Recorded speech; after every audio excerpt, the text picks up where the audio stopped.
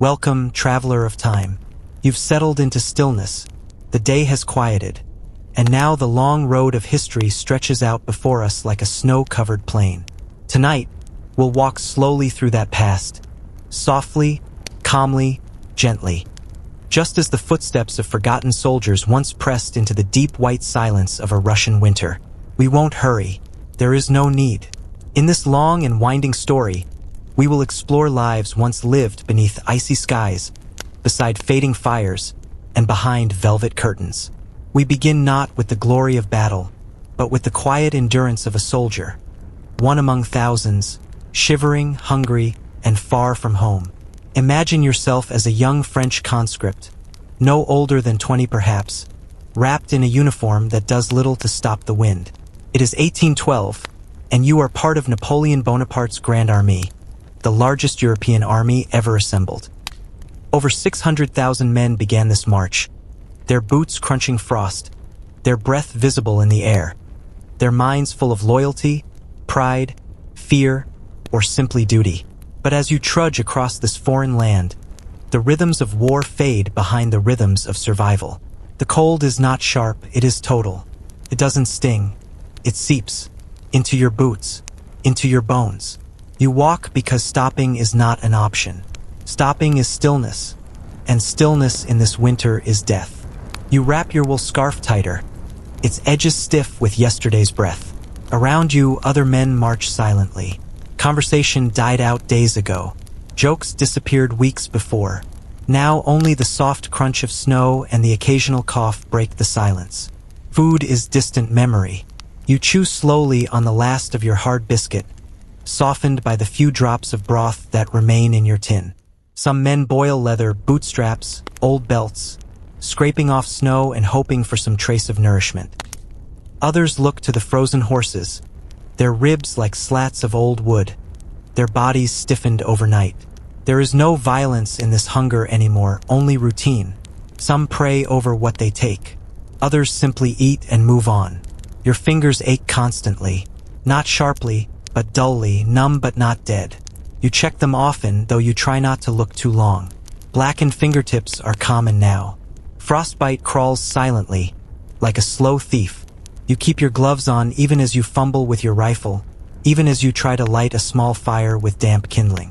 Smoke rises slowly in the still air, barely moving, curling into the pale gray sky like breath from a ghost. Towns are few, and when they appear, they are hollow. Villages already abandoned, or worse, charred and looted. You sleep on wooden floors, under what hay remains, if you're lucky. But often, it's the snow again. You dig a shallow trench, place your pack beneath your head, and hope your body makes it through the night. You learn to sleep in layers, wrapped tightly, knees curled, hat pulled low. Some men never wake. They look asleep, peaceful even. The next morning, they are gently rolled aside, and the march resumes. Time becomes strange in this place. You lose track of days, of distance, of the idea of home. The letters in your coat pocket are unread now. Frozen stiff, the ink smudged. They are from your mother or your wife or your younger sister, who asked if you were warm and safe and when you'd be home again. You do not think of the answers anymore. Commanders bark orders less often now. The discipline of the first weeks has softened like the snow. Marching formations dissolve into loose groups. Men stray, some desert, some walk in circles until they collapse. The officers record numbers with a kind of detached rhythm. 40 lost this morning, 50 yesterday. It's just the way things are. You might picture one evening, the fire lit low, the snow still falling, and a handful of men wrapped in threadbare cloaks, huddled together. One removes his shoe to check his foot and winces. Another mutters something about the cold gods of this land, unfamiliar and cruel. A third gently plucks at a violin, a string out of tune, but the notes are soft, and they echo in the night like lullabies for ghosts. No one speaks of battle now.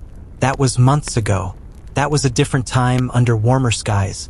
Now the enemy is the wind, the snow, the endless open land. And still you march, because you must, because the column is moving, because falling behind means being buried in the soft white silence. and never again hearing your name. There is no glory here, only movement, only survival. You tie your scarf again. You adjust your pack. You look down at your boots, cracked at the seams, and you take another step forward. Just one more, then another, and another. Somewhere far behind you, the lines of footprints stretch endlessly back toward the west. Somewhere far ahead, the future waits, shivering, uncertain, and cold. And the march continues. Shall we walk a little further together? You pass a village or what remains of one. The roofs have collapsed beneath the weight of snow, and the chimneys stand like broken teeth. A well sits in the center, half covered in ice, with the bucket rope frozen stiff. There's no one left to draw water. A few hollow-eyed men venture inside the husks of houses, lifting wooden boards to find something, anything that might burn. The air inside smells of ash and old fabric. A broken chair, an iron pot, a child's toy left on the floor, silent remnants of a family that left or perished. You don't know and you don't ask. The men speak less now. Voices are brittle, worn thin by cold air and fatigue. Words have become unnecessary. You communicate through glances, through the movements of your hands, the way someone shrugs off a pack or kneels by a frozen stream. You grow close to those around you not through conversation, but through quiet rituals. Sharing a crust of bread, helping to bind a frostbitten hand, offering the last drops of boiled snow from your canteen. These small kindnesses feel enormous here, among the snowdrifts and silence. The snow itself is no longer pure. Where the column passes, it becomes muddy, trampled, streaked with ash. The horses slip and stumble. When one falls, it often doesn't rise again. Some men turn their eyes away. Others gather quickly with knives and strips of cloth, their movements efficient and grim. Nothing is wasted. Not in this army. Not in this winter. You remember warmth only faintly now. Not just physical warmth, but the warmth of voices, of familiar streets, of hands resting on your shoulders. Now, everything feels far away, like a dream you barely remember. You tuck your chin down against your chest and walk, one boot after the other, one breath at a time. At night, the sky becomes a dome of silent stars. You lie on your back, eyes open to the sky, and for a moment, it feels almost peaceful. The stillness is profound. You can hear your own heartbeat. The snowflakes fall so slowly, you can count them before they land on your face. You do not sleep well, but you do sleep, shallow, dreamless, as your body folds in on itself for warmth. Sometimes you wake not to light, but to darkness. The fires have died. The embers faint. You pull your coat tighter and press your hands beneath your arms. The night is long.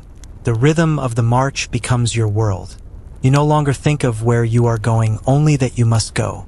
The land around you stretches flat and wide, featureless but for the slow rise and fall of ridges and the silhouettes of leafless trees. The trees are strange here. Tall and thin, their branches bare, pointing like fingers toward the pale sky. Ravens circle now and then, black shapes against the white. You begin to feel not quite real, as if you are observing yourself from a distance. Your legs move, but they no longer feel like yours. Hunger no longer gnaws. It simply hums quietly in the background, like a dull ache behind your eyes. When you find food, a crust of bread in a discarded satchel, a handful of half-frozen berries, your hands tremble as you eat, and then you move on. Some men have taken to talking to themselves softly under their breath, not out of madness, but out of loneliness. They whisper the names of their children, their wives, their mothers. They recite prayers. They murmur songs. The words float in the air for a moment and are swallowed by the wind. Now and then you pass the bodies, curled in snowbanks, half-covered, their coats stiff. No one speaks of them. No one touches them. There are too many. They become part of the landscape. A boot jutting from the snow, pale hand, a glimpse of brass buttons still fastened tight. Each one reminds you, quietly, that the line between walking and not walking is thinner than paper. You come upon a small cart, its wheels broken, one axle snapped clean in half. Beside it, 3 men sit huddled. They are not moving. You pause, then step around them. One man beside you coughs. Another shuffles forward with a limp. The cart remains behind. Another frozen memory in a landscape of forgetting. The officers grow quieter, too. They no longer carry the same air of command. Their uniforms are torn, their beards untrimmed. They sleep beside the men, eat what the men eat, suffer as the men suffer. Rank has lost some of its power out here on this endless road. Now everyone is cold. Everyone is hungry. Everyone is afraid. You hear rumors of towns taken, of reinforcements ahead, of new supplies, but they feel like stories told to children. You do not believe them, not truly. Instead, you focus on the things in front of you. The strap on your pack that keeps fraying, the thin crack in your water tin, the way your left boot lets in snow with every step. One night, as you lie staring at the sky, you think about your village, about the tree behind your father's house, about the smell of bread baking. You remember your sister's laugh, the way the cat used to curl up on your feet in winter. The memories come slowly, like drops of water. You do not weep, though some men do, quietly, into their coats, their breath turning to mist as they cry. And then the morning comes, pale and silent, like all the others. You rise, shoulders stiff, knees sore. You stretch slowly, groaning as you lift your pack once more. You do not speak. You simply begin walking again, toward whatever lies ahead. The land remains frozen. The march continues. And you remain part of it, one among many, each footstep folding into the next like a slow, steady heartbeat. Shall we keep walking slowly and quietly, just a little farther? The wind shifts direction again. It always does. One moment it trails behind you, gently pushing your cloak forward, and the next it circles back, slicing across your cheeks and neck like a whisper of ice. You grow accustomed to these shifts. You don't curse the wind anymore. You simply tilt your head, narrow your eyes, and continue forward. Even your breath feels slower now, more deliberate, as though your body has learned to conserve its warmth one exhale at a time. Some days blend together. You lose track of time not because you're distracted, but because nothing marks the hours except your own movements. There is no sun overhead, only a muted gray dome, as though the sky itself has become too tired to shine. Morning looks like dusk. Noon looks like dawn. Light has no edge anymore, just soft gradients of pale silver. On one such day, your boots crunch down onto something brittle and strange. You look down to see shards of glass, once a window now shattered across the snow. There's a house nearby, mostly collapsed, its beams warped and blackened. You pause for a moment. Inside, the walls are still upright, though smoke has charred them. A cradle lies on its side. A coat hangs from a nail. It's too small to fit anyone in your regiment. A child's coat, faded green, with wooden buttons shaped like tiny stars. You do not touch it. You leave it where it is. The wind moves the coat ever so slightly, making it sway as though someone invisible still lingers within it. A few men sit nearby, hunched beneath a sagging fence. They speak in low voices. One man rubs his knees, trying to coax life into them. Another slowly peels an orange someone found, a small miracle of sweetness in this wasteland. The scent drifts faintly on the air, mixing with smoke and pine and something deeper, harder to name. Farther down the path, a soldier begins to sing. His voice is hoarse and low, the melody familiar but faded. A lullaby perhaps, or an old folk song from his village. You don't know the words, but the tune settles in your chest like warm soup. You hum along quietly, not thinking, just feeling the shape of the sound in your throat. Even the horses seem calmer when the singing begins. It lasts only a few minutes. The wind swallows the last notes, and silence returns. The column stretches out across the snow like a line of ants. From above, you imagine it must look so small, fragile even, just a thread of movement against a backdrop of vast emptiness. But from within, it feels immense, unending. Each face you pass is new, yet the same. Hollow eyes, chapped lips, shoulders bent forward. Each man carries his own history, his own hopes, his own regrets. But out here, all those stories blur together into one shared rhythm. The rhythm of trudging, of waiting, of surviving. Occasionally, you glimpse a higher-ranking officer on horseback. Their coats are thicker, their boots newer. But even they look weary now. The horses are thinner than they were weeks ago. Their ribs show. Their steps are sluggish. One slips on the ice, and the officer barely manages to stay seated. A few soldiers glance up, but no one reacts. These moments are common now. Just another soundless beat in the long drum of the march. You remember stories told before the campaign began. Stories of swift victory, of warm quarters in Moscow, of glory. Now, Moscow is a rumor, a name that floats occasionally through whispered conversations but carries no weight. Even if it were real, it belongs to another life. The only thing that feels real now is the snow under your boots and the ache in your lower back. At one point, you come across a small group gathered around a hole cut into the ice of a frozen river. They are fishing, patiently, silently, their breath forming clouds above the water. A fire smolders nearby, just enough to warm the fingers. One soldier has caught something, barely longer than his hand, its scales shining dully in the dim light. He smiles as he lifts it, a soft, tired smile. No one cheers, but everyone watches. When the fish is cooked, it is divided into 6 small pieces. No salt, no bread.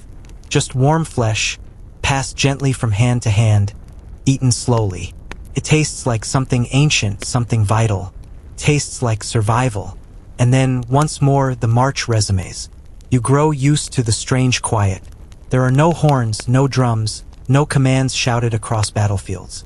The war is elsewhere. Or perhaps it is here, but it has changed shape. It no longer looks like charging cavalry or booming cannons.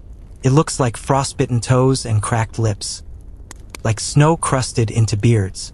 Like eyes that no longer blink at death. One afternoon, you see a man remove his glove and touch his own cheek. Gently, as though checking to see if he still feels. His fingers are blue. He does not flinch. He simply nods to himself and pulls the glove back on. That night, a soft snow begins to fall. The flakes drift slowly, like feathers. They land on your blanket as you lie under a tree, your knees pulled to your chest, your hands folded over your belly. You do not bother brushing them off. Let them fall. Let them cover you. The world is quiet, and for a moment it feels almost beautiful. You close your eyes and you imagine spring. Not a place or a time, but a sensation. The feeling of grass under your feet. The sound of a river. The warmth of sunlight through a window. You imagine bread baking. You imagine voices, gentle ones, saying your name. When you open your eyes again, morning has come. A pale, soft light seeps through the clouds. The men are stirring. Someone coughs. Another curses softly as he stretches his leg. The fire is out. The fish bones are gone. The snow has stopped. And the march begins again. Shall we keep going? Slowly, softly, there's more still to see. The path ahead winds gently now, following the curve of a frozen stream. Its surface is clouded white and silent, locked beneath layers of ice, as if the water itself has forgotten how to move. Trees line its edges, tall, spindly birches with black and white bark that peels in curling strips. Their branches tangle above like pale fingers pressed against the sky. You walk beside the stream, your boots crunching gently in the crusted snow, the sound muffled by the vast hush of the forest. The men around you are quieter than ever. There is no need for words. Each man moves at his own rhythm, some faster, some slower. A few limp slightly. Others carry makeshift crutches or tie strips of cloth around their knees. Injuries are common now, but so is acceptance. Pain is just another part of the day, like breathing or blinking again. You cross a wooden bridge, its beams creaking beneath the weight of the column. The water beneath is frozen solid, but the wood still remembers motion. It sways slightly, groans softly, like an old man shifting in his sleep. You hold the rope railing as you pass, your glove brushing over frost-slicked hemp. Beneath you, a rabbit's tracks cross the ice and vanish into the trees. Not far beyond the bridge, a wagon lies overturned. Its wheels are snapped, its frame tilted at an angle in the snow. A canvas tarp flutters in the breeze, exposing broken crates, torn sacks, and a scattering of spilled flour. A few men pause to scoop up handfuls, licking their gloves for the faint taste of grain. One man fills his pockets, smiling faintly to himself. Another kneels beside a barrel, tapping its side and listening, hoping. You continue on, passing more remnants of movement, discarded packs, broken muskets, an officer's hat crushed into the snow. They mark the way like breadcrumbs, each one a story with no words, no author, no end. Eventually, the land opens wide again. The trees fall away, and you find yourself among broad, low hills dusted in pale frost. The wind is stronger here, unobstructed by trunks and branches. It whistles faintly, an eerie, tuneless song. You wrap your scarf tighter, your breath billowing around your face like smoke. The road stretches on, gently rising, gently falling, each crest revealing only more of the same. One man stumbles. You hear him fall behind you. A soft thud, the quiet rattle of metal on ice. You glance back. He is lying still, his legs folded beneath him, one hand outstretched. Two others stop and crouch beside him. They don't speak. They just look at him, then at each other, and slowly, carefully, they begin to lift him. You keep walking. Later that day, the snow begins again. Small flakes, dry and light, dancing like ash. They gather on your shoulders, on the brim of your cap, on the backs of your hands. You don't brush them away. You let them settle. The snow makes everything quieter. It mutes footsteps, softens outlines, turns the world into a dream of gray and white. Someone begins a story, murmured softly to the man beside him. You hear only pieces. Something about a farm, a lost dog, a treehouse made of scrap wood. The words are like leaves on a stream, drifting past.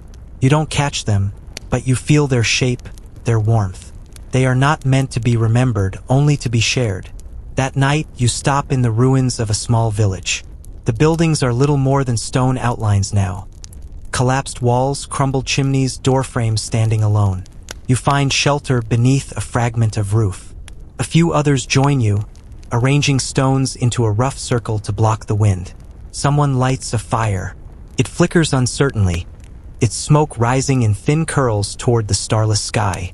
The men around the fire don't talk much. One hums softly, a lullaby or a prayer. Another sharpens a knife, slowly, with careful movements.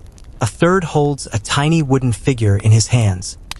A horse, carved with rough edges. He turns it over and over, staring at it as though remembering something distant and good. You lie down, wrapping your coat tightly around you. Your body curls into itself instinctively. You tuck your hands between your knees, your nose against your sleeve. The fire warms one side of your face. The other side feels the snow. And in that quiet, between the hiss of embers and the hush of the wind, you think of the road behind you, the towns long left behind, the faces you no longer remember clearly. You think of your mother's garden, the way the sun felt on your arms in June, the scent of bread baking, always bread. When you wake, it's still dark. You aren't sure how long you've slept. The fire is a ring of red coals now, barely breathing. One man is already awake, wrapping his feet in cloth. Another snores softly, his mouth open. Snow has gathered on his blanket. You sit up slowly, your joints stiff. You stretch your arms above your head and breathe. The cold air slips into your lungs and settles deep. It hurts a little, but you're still breathing. And that is enough. The morning comes slowly. The sky does not brighten so much as it softens. Pale blue bleeding into gray. You gather your things. You shoulder your pack. The men around you do the same. And then the march begins again. This is life now. One footstep at a time. A long thread pulled gently through an endless landscape. The sound of boots on snow. The rhythm of breath. The soft ache behind your eyes. And somewhere, far away, a memory of warmth waits patiently, flickering like a lamp in the distance. Shall we walk on, just a bit further, through the stillness and snow? The day unfolds slowly, as all days do now. There are no clocks in this place, no bells or chimes, no church towers to mark the hour. Only the sun, when it appears, moving languidly behind a veil of clouds, and the changing rhythm of footsteps around you. Even time seems weary in this land, heavy-lidded, half asleep. You march alongside a dozen others, their coats brushing against yours, their breath steaming quietly in the morning air. The snow has grown deeper overnight, soft and powdery, rising over your ankles and pulling at your boots.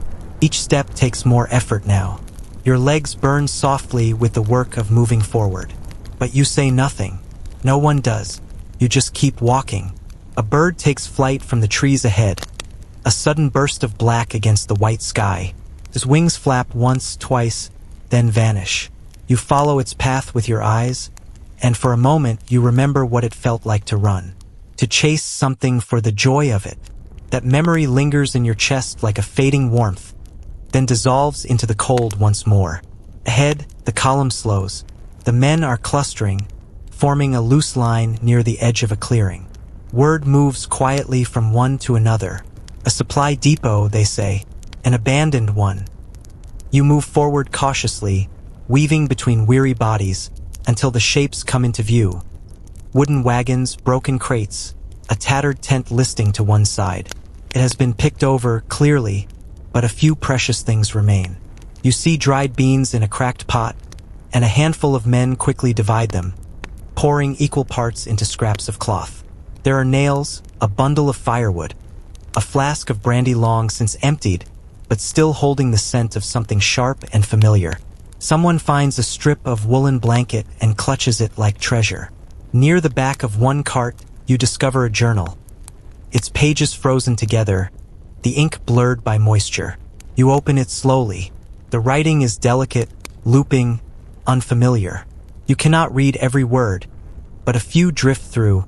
Home, September waiting rain. You close the book gently, as though it belonged to someone you knew.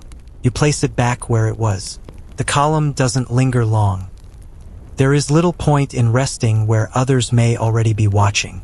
You gather what you can. Half a candle, a small tin spoon, and begin to walk again. The clearing vanishes behind you, swallowed by trees. The snow continues to fall. Later, as you follow a narrow path winding between frozen birch trunks, you spot a fox in the distance. It stands still, its coat dusted with snow, its eyes bright and alert. For a moment it watches you. Then it turns and vanishes between the trees, silent as mist. You wonder how it survives out here, what it eats, where it sleeps, whether it feels the cold the same way you do. That night, you make camp beneath a low overhang of rock, where the wind can't reach so easily. Someone lights a fire, and its glow dances on the stone like a small sun. You share what little you have, a crust of bread, a few drops of melted snow, the memory of a song once sung by your grandfather. The others listen quietly, nodding, their faces flickering in the firelight. One man pulls a letter from his coat and reads it aloud. Not because he expects answers, but because the words feel good in the air. The letter speaks of harvests, of apples heavy on the branches, of the smell of rain on soil. You can almost taste the fruit as he reads. You can almost hear the crows in the fields. When he finishes, no one claps. There is no applause, just silence, and the slow settling of snow against the earth. He folds the letter again with great care and tucks it back inside his coat. You fall asleep that night with your hand resting against your chest, where your own letters lie. The words inside are worn, unreadable now, but you remember what they once said. You remember the curves of the handwriting, the shape of each greeting. You remember the weight of being loved. And in the quiet between sleep and waking, the fire still glowing faintly behind your eyes, you drift through dreams of green fields and warm bread and sunlight resting on your shoulders. Morning comes slowly. A pale gray light seeps into the cracks between stones. Someone shakes your shoulder gently. It's time to go. You sit up, brush the frost from your face, and pull your coat around you once more. The march continues. Always, you rise with it not because you want to, but because that is what must be done. One step, then another. But as you move, you carry something softer with you now. Not just the ache and cold, but a memory of warmth, folded like a letter beneath your coat. And that, too, is how you survive. Let us keep walking, through the hush of the woods and the slow fall of snow. There are still stories waiting in the silence ahead. The road bends slightly, tracing the base of a long, low ridge where scrub trees huddle against the wind. Snow has collected in gentle drifts here, reshaping the landscape into smooth, rolling mounds like ocean waves turn to ice. The column thins as it passes this narrow stretch, boots dragging through crusted snowbanks, shoulders hunched against the chill. A crow calls once, far off, and is answered by another, even farther still. By now, your pack has become a part of your body. The leather straps have worn deep grooves into your coat, and you barely feel their weight anymore. Your body has grown lean, skin drawn tight over muscle and bone, your limbs heavy but reliable. The hunger is always there, quiet and constant, like a hand pressed gently against your stomach. But it doesn't bother you the way it once did.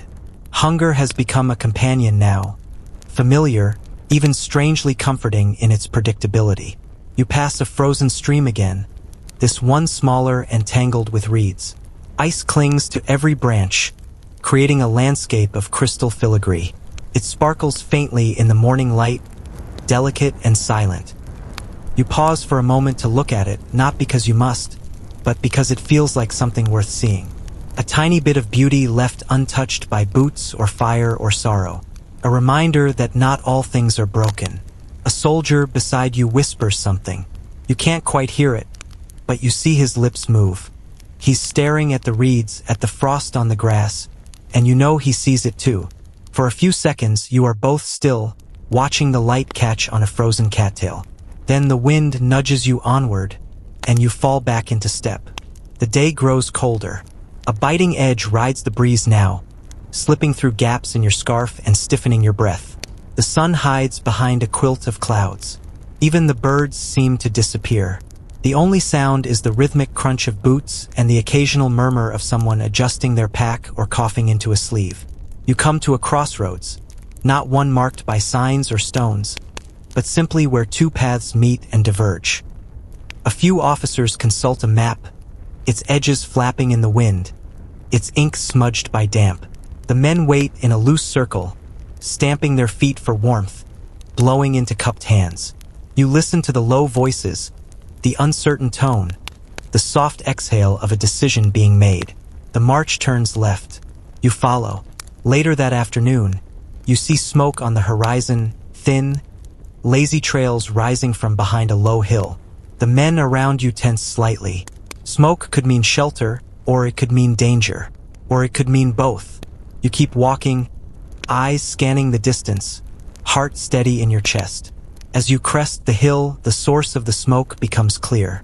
A small farmhouse, mostly intact, with a barn beside it half collapsed under snow. A few men are already there, gathering in the courtyard, warming themselves beside a cook fire hastily built from broken boards and old fence posts. You drift toward the edge of the group, watching. Inside the house, it's warmer than you expect. The windows are gone, but someone has draped blankets over the openings. A single candle flickers on a table, its flame dancing gently in the draft. The room smells of old wood, damp fabric, and faintly, miraculously, of apples. You spot a basket in the corner. Most of them are rotting, but one or two remain firm, their red skin mottled but whole. A young soldier picks one up and slices it carefully with a pocket knife, passing the slices around. You take one. The taste is sharp, sour, and real. Someone has found a book in the corner, its pages damp but legible. They read aloud from it, softly, stumbling over unfamiliar words. It's a prayer book, you think, or perhaps a book of poems. The verses are simple and quiet, full of old phrases and gentle rhymes. They hang in the air like birds resting on branches. You sit beside the hearth, now lit, its stones warm against your back. You remove your boots briefly, massaging your ankles, wiggling your toes to life. The heat stings, then soothes. Another man offers you a scrap of wool, someone's old scarf, cut in half. You thank him with a nod, wrapping it around your neck. The warmth is faint, but it helps. As night falls, the farmhouse becomes a kind of sanctuary. The wind whistles outside, brushing against the walls like a memory. Inside, men sit close together, not speaking much, just sharing the space, the firelight, and the silence. One by one, they curl up in corners against walls under coats and packs. The fire dims, but the warmth lingers. You close your eyes with your back against the stone and your feet near the embers. You sleep deeply, and when you wake, it is still dark, but not silent. Outside, the wind is howling, fierce and unrelenting. Snow slams against the walls like waves against a ship. The farmhouse creaks, a shutter bangs, but inside, there is still warmth, and that is enough. The storm doesn't last long. By morning, the wind has quieted again. The snow lies thick and clean, erasing footprints, softening edges. The world is white once more. You help pack up supplies, bury the fire, and sling your pack over your shoulder. The door creaks open, letting in a pale gray light. The march resumes. Your legs protest at first, stiff from rest, but soon the rhythm returns. Step, breath, snow. Step, breath, snow. The men walk in a thin line now, the wind at their backs, the farmhouse shrinking behind you like a dream already half forgotten. But you carry its warmth with you, a flickering candle in the cold. Shall we keep going? The road is long, but quiet, and there are more memories waiting in the snow. The land stretches flat again, wide and white, with no trees now to frame the horizon. Only open fields dusted with fresh snow, their surface unbroken except by the thread of footprints trailing behind you. The sky is a soft, heavy gray, like wool stretched overhead. You can no longer tell how high it reaches. It seems to press gently downward, flattening sound and movement alike, as though the entire world is wrapped in cotton. The march becomes quieter still. The snow absorbs every sound, the shuffle of boots, the rustle of coats, the occasional cough, all muffled into near silence. You begin to hear things that were once lost in the noise. The faint jingle of buckles, the creak of leather straps, the whisper of fabric brushing against fabric. Even your own breathing feels louder now, like wind sliding through a narrow crack in a door. You begin to notice how the snow changes as you move.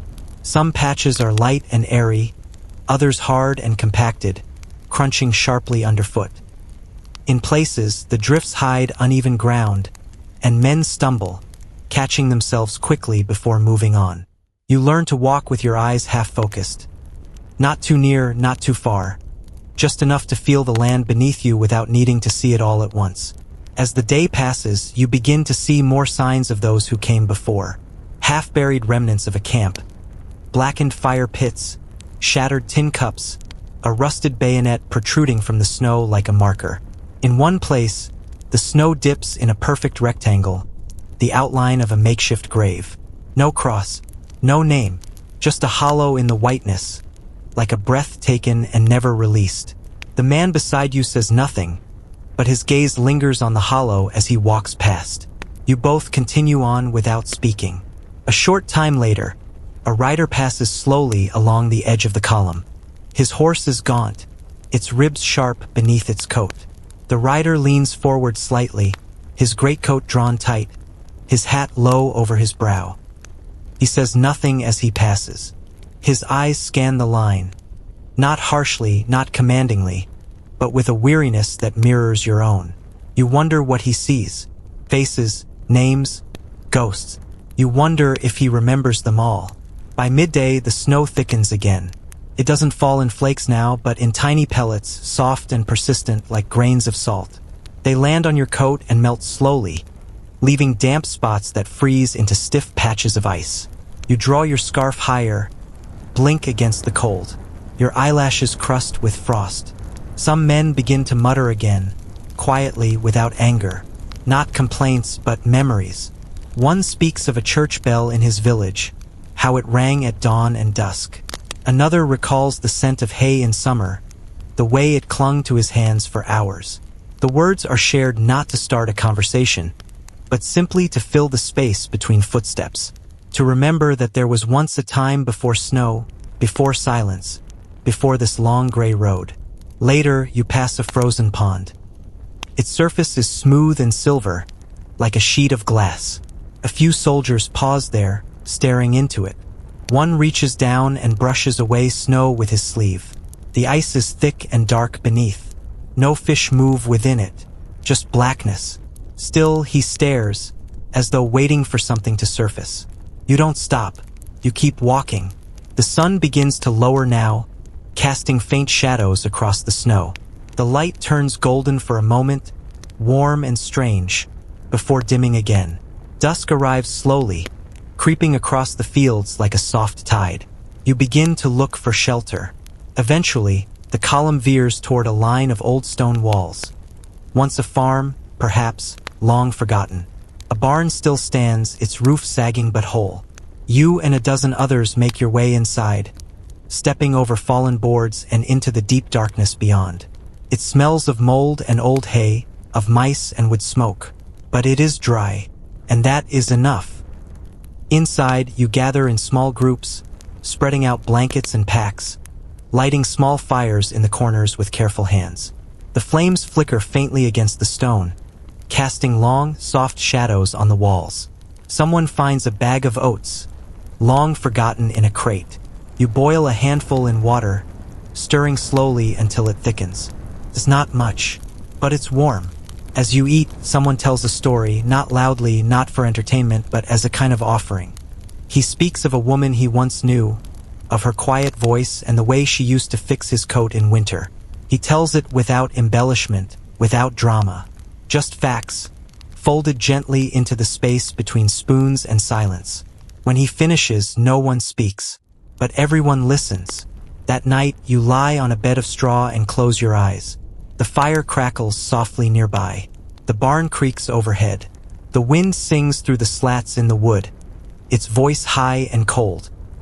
You pull your coat tighter, bury your face in your scarf, and drift into a sleep as slow and quiet as the snow outside. When you wake, the fire has burned down. The barn is still. Your breath hangs in the air like mist. You sit up slowly, stretch your arms, and feel your joints pop softly in the hush. The others stir around you. The day begins. And once more, the march resumes. There is no destination, only the next step, the next breath, the next hill, the next silence. Shall we walk on together, softly? As snow settles on the road ahead, you step back into the snow with the quiet weight of morning on your shoulders. The barn disappears behind you, another shelter folded into memory, another place where fire once flickered and the cold stood just beyond the walls. The sky is the same soft gray as the day before, perhaps a little brighter, perhaps not. It is hard to tell now, hard to measure the hours by anything other than the sound of boots moving forward and the familiar ache in your legs. The air feels sharper today, crisper, like finely ground glass. Each breath stings just a little deeper, catching in your throat before it warms. The cold presses closer now. It clings to your coat, seeps into your gloves, settles into your boots as though invited. You've stopped fighting it. You simply walk with it beside you, a silent companion with frost-tipped fingers. Beside you, a soldier mutters a tune under his breath.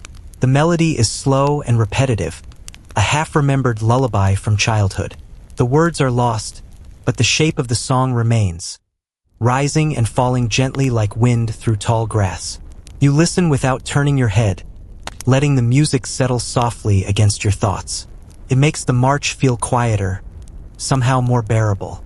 The column moves like a long, slow river across the snow, not in haste, not in unity, but in shared purpose. There are no banners, no drums, no calls to attention. Only the whisper of coats brushing together and the muted rhythm of hundreds of footsteps finding their own path forward. A rider passes again, this time leading a second horse by the reins. The second horse carries supplies. A few sacks, a bundle of wool blankets, something wrapped tightly in canvas. The officer does not look up as he passes. His gaze remains fixed on the snow ahead, as if watching for something no one else can see. In the afternoon, you come across another village. This one is smaller than the last. Just a handful of cottages slumped together around a narrow path. Smoke curls from one chimney, thin and cautious. Someone is still here. The officers approach carefully, weapons lowered but ready. A woman appears in the doorway of the largest house, wrapped in layers of linen and wool. Her face is lined with wind and age. She nods once, slowly, and disappears inside again.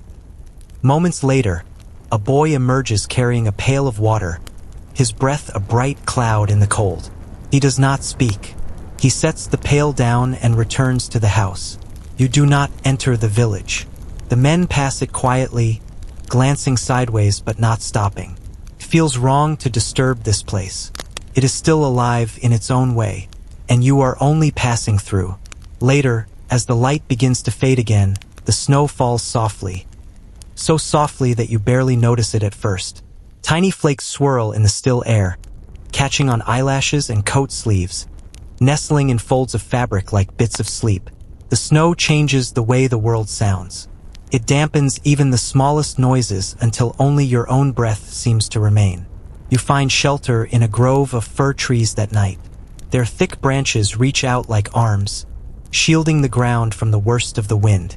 The snow here is thinner, the air a little calmer. Fires are lit between trunks, small and careful. Men gather close together, their knees drawn up, their hands cupped around tin mugs of water warmed over flame. You sit beneath one of the trees, your back resting against its rough bark. Above you, the needles shift softly in the breeze. You can hear the faint sound of snow falling onto snow, a hush within a hush. You close your eyes for a moment, just to listen. Someone nearby begins to speak. Not a story this time, but a prayer. Quiet, not for others to hear, not even meant to be answered. It is the kind of prayer that sounds more like remembering, names spoken slowly, as though tasting them. Places. Moments. A string of small, private offerings folded into the night. You open your eyes. The fire glows faintly in the snow, casting orange shadows on the tree trunks. The others have settled in. Some sleep, their heads resting on packs. Others sit awake, staring into the flame, their expressions calm and unreadable. You wrap your coat more tightly around yourself and rest your chin on your chest. Your body aches, but gently now, like a bruise that has stopped spreading. You are tired, but not cold. Not tonight. The trees hold the wind back. The fire holds the dark at bay. And in that quiet, you remember something. Not a face, not a voice, but the feeling of a door opening into warmth. The scent of pine needles on a wooden floor. The sound of soup ladled into a bowl. You do not know when this memory comes from. Perhaps childhood, perhaps imagined, but it comforts you all the same. You sleep lightly, and when you wake, the snow is deeper. The branches above are heavy with it, their tips bowed toward the earth. Dawn glows behind the trees, soft and silver. The others are waking, moving slowly, rolling blankets, warming their hands. You rise without speaking. The fire is out. The coals are cold. But the road continues. So you follow. Let's walk on quietly, through the trees and into the white. There is still more ahead. Slow, cold, and waiting to be remembered. You step from the shelter of the fir trees into the open snow, your boots sinking slightly into the fresh drift. The sky is soft again, pale like milk, tinged faintly with pink at the edges. An almost sunrise, not bright, but gently suggesting light. The trees fade behind you, their dark shapes absorbed into the growing distance, until the grove is no longer visible. Only the road remains, and the long line of men moving forward in quiet rhythm. The snow underfoot has changed once more, now dry, granular, like coarse sand packed cold. It shifts differently beneath your boots, slipping slightly with each step, forcing your body to adjust its balance. You feel it in your hips, in your knees. You roll your shoulders and breathe deeply, exhaling into the scarf pulled close to your face. The breath warms your skin for a moment before fading into the air. You walk with your head down, not in weariness but in focus. Watching the path, feeling the rhythm. One foot, then the other. The men beside you do the same. It is as if you are all tethered to the same invisible line, pulled forward by something far beyond the horizon. Something unspoken. At midday, you pass the remains of a burned cart. Its wooden wheels are blackened, its frame collapsed in on itself. A few scattered belongings lie nearby. A cracked bowl, a leather strap, a child's wooden toy shaped like a horse. The snow has half covered it. You pause for a moment, crouch slowly, and brush away the drift. The toy's head is still intact, though the paint has worn away. You place it carefully atop a nearby rock and continue walking.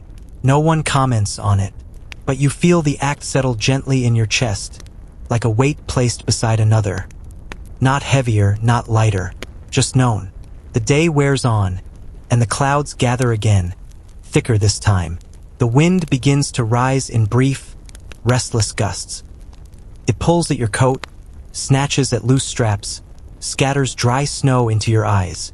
You blink it away, keep walking. The cold has become part of you now, like another layer of skin. In the late afternoon, the sky grows dimmer.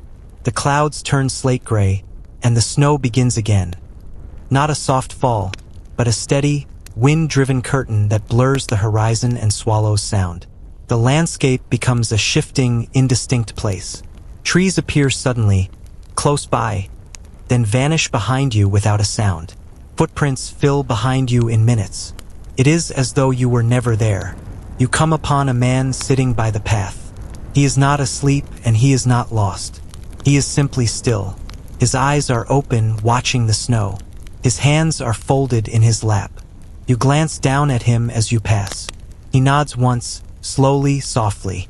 You nod in return, and you both move on in your own way. A mile later, you begin to feel the snow seep into your boots. It soaks through the seams, numbs your toes. You do not quicken your pace. You do not curse. You simply accept it and shift your weight, step by step, adjusting, enduring.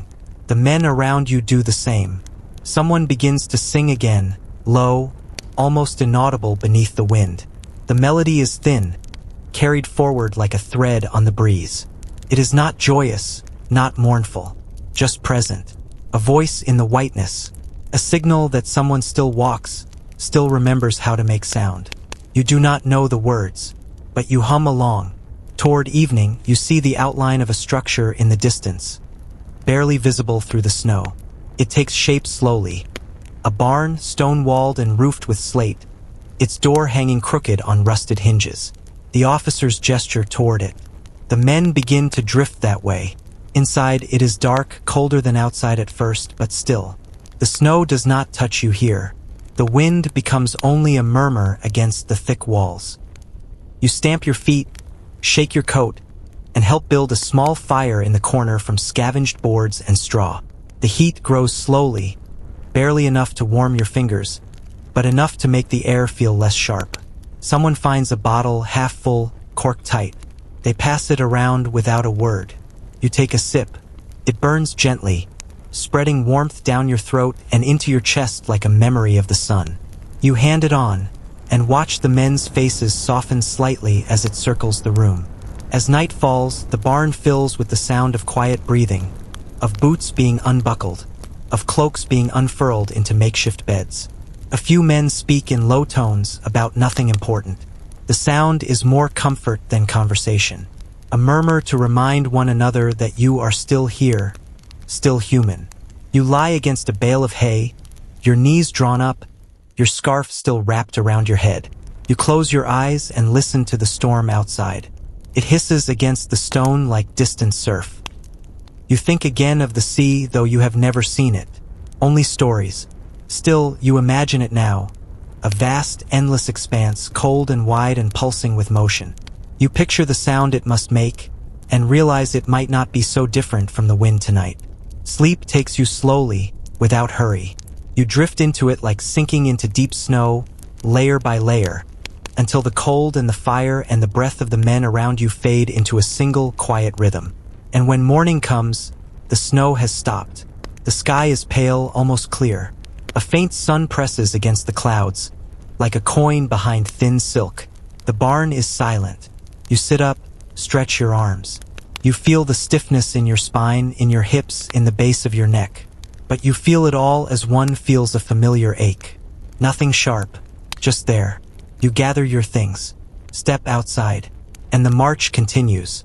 The footprints ahead are new again. The path is yours to walk.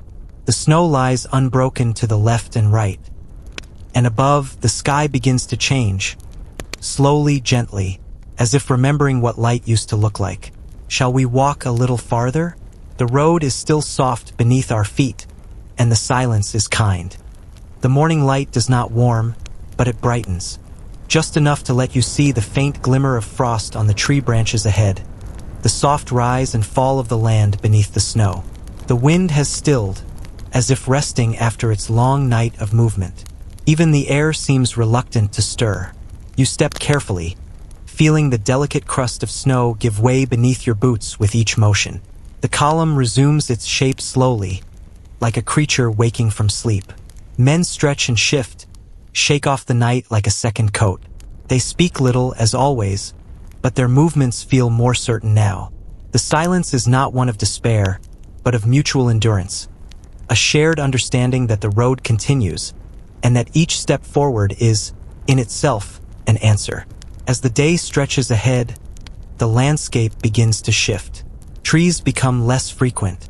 The snow lies smoother, untouched, stretching toward the horizon like a great white plain.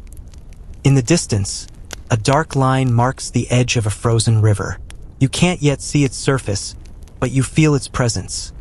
A silence within silence, wide and waiting. And here, the past begins to echo more strongly. You are approaching the Berezina. The name drifts among the column like a ghost. It is not shouted. It is not whispered.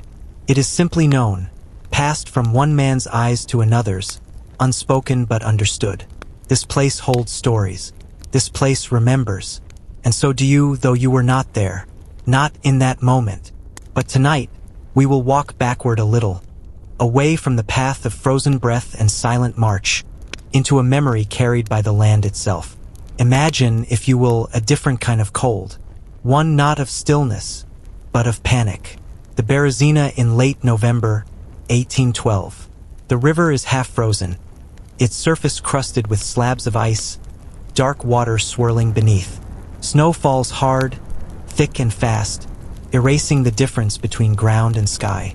The wind howls without rhythm. And across this river, Napoleon's retreating army must pass. You might picture the soldiers, frantic and stumbling, driven by desperation rather than duty.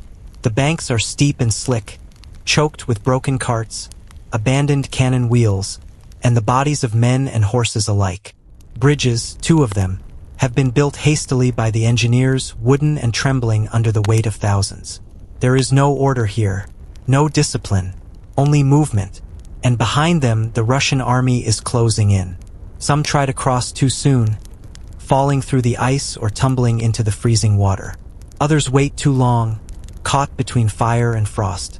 And yet, even amid this chaos, there is purpose. The engineers, the bridge builders, work with frozen fingers, placing planks and hammering nails, soaked to the bone and never stopping. Many of them die there, still gripping the wood.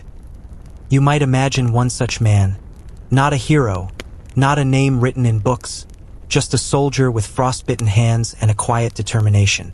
He ties the boards together with strips of cloth, salvaged rope, even the belts of the fallen. His breath clouds in front of him, then vanishes into the wind. He does not speak. He only works, because the bridge must hold, because others are waiting, and still they come, tens of thousands, infantry, cavalry, wounded, civilians trailing behind carts filled with blankets and children and the few possessions they manage to carry from Moscow.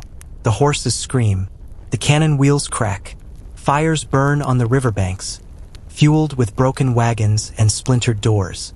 Above it all, the sky watches, white and merciless, shedding snow like ash. When the army crosses, it leaves behind a graveyard of ice. The bridges collapse soon after, and what remains is silence. A silence that lingers long after the snow has buried the tracks, long after the bodies have sunk beneath the river's surface, long after the names have faded from memory. But the land remembers, and now you walk near that place. The snow here is deeper. The wind moves differently, curls low along the ground, like smoke. You feel it tug at your coat, your gloves, as though trying to remind you of something. A sound, a voice, the rush of water beneath ice. You stop for a moment and look out across the frozen field. There is no river in sight now, only a flat expanse of white. But you know it's there, just beyond that ridge. You feel it. The others do too. No one speaks, but their steps become quieter, slower, as though walking across a grave. Some remove their hats. Others bow their heads, not in ceremony, not in mourning, just in respect for something too large to name, too quiet to forget. You walk on, the snow rising and falling in soft drifts beneath your boots. Your breath clouds in the cold, then disappears. Ahead, the path continues, winding now between two gentle hills, the way forward uncertain but steady. The memory of the Berezina fades behind you, but not completely. It walks with you now, silent and close, another companion on the long road home. And still the march continues. Shall we carry on, softly and slowly, with the wind at our backs and the quiet beneath our feet? There are more stories ahead, waiting to be remembered. The hills cradle the road now, low and rolling, their flanks rounded with snow and shadow. As you pass between them, the sound of your footsteps shifts again, muffled, distant, as though the earth itself is listening. The men around you walk in near silence, the lines stretching behind and before, a thread of breath and movement barely visible against the pale land. Overhead, the clouds have thinned, just slightly. Patches of sky appear in soft streaks, blue-gray and endless, like the slow lifting of a curtain. No sun breaks through, but there is more light now, more openness. The cold remains, but it feels quieter somehow. Less sharp, more settled, as if the storm that passed the night before has taken with it the edge of something you didn't know you were carrying. You walk with your eyes half-lidded, your breath steady, the ache in your legs familiar and even welcome. Around you, others do the same. There is no destination visible, but the road has its own logic. You follow it not because you must, but because it exists, and in this place, that is reason enough. By early afternoon, you come to a fork in the path. One trail leads into a thicket of low trees, branches bare and clawing at the sky.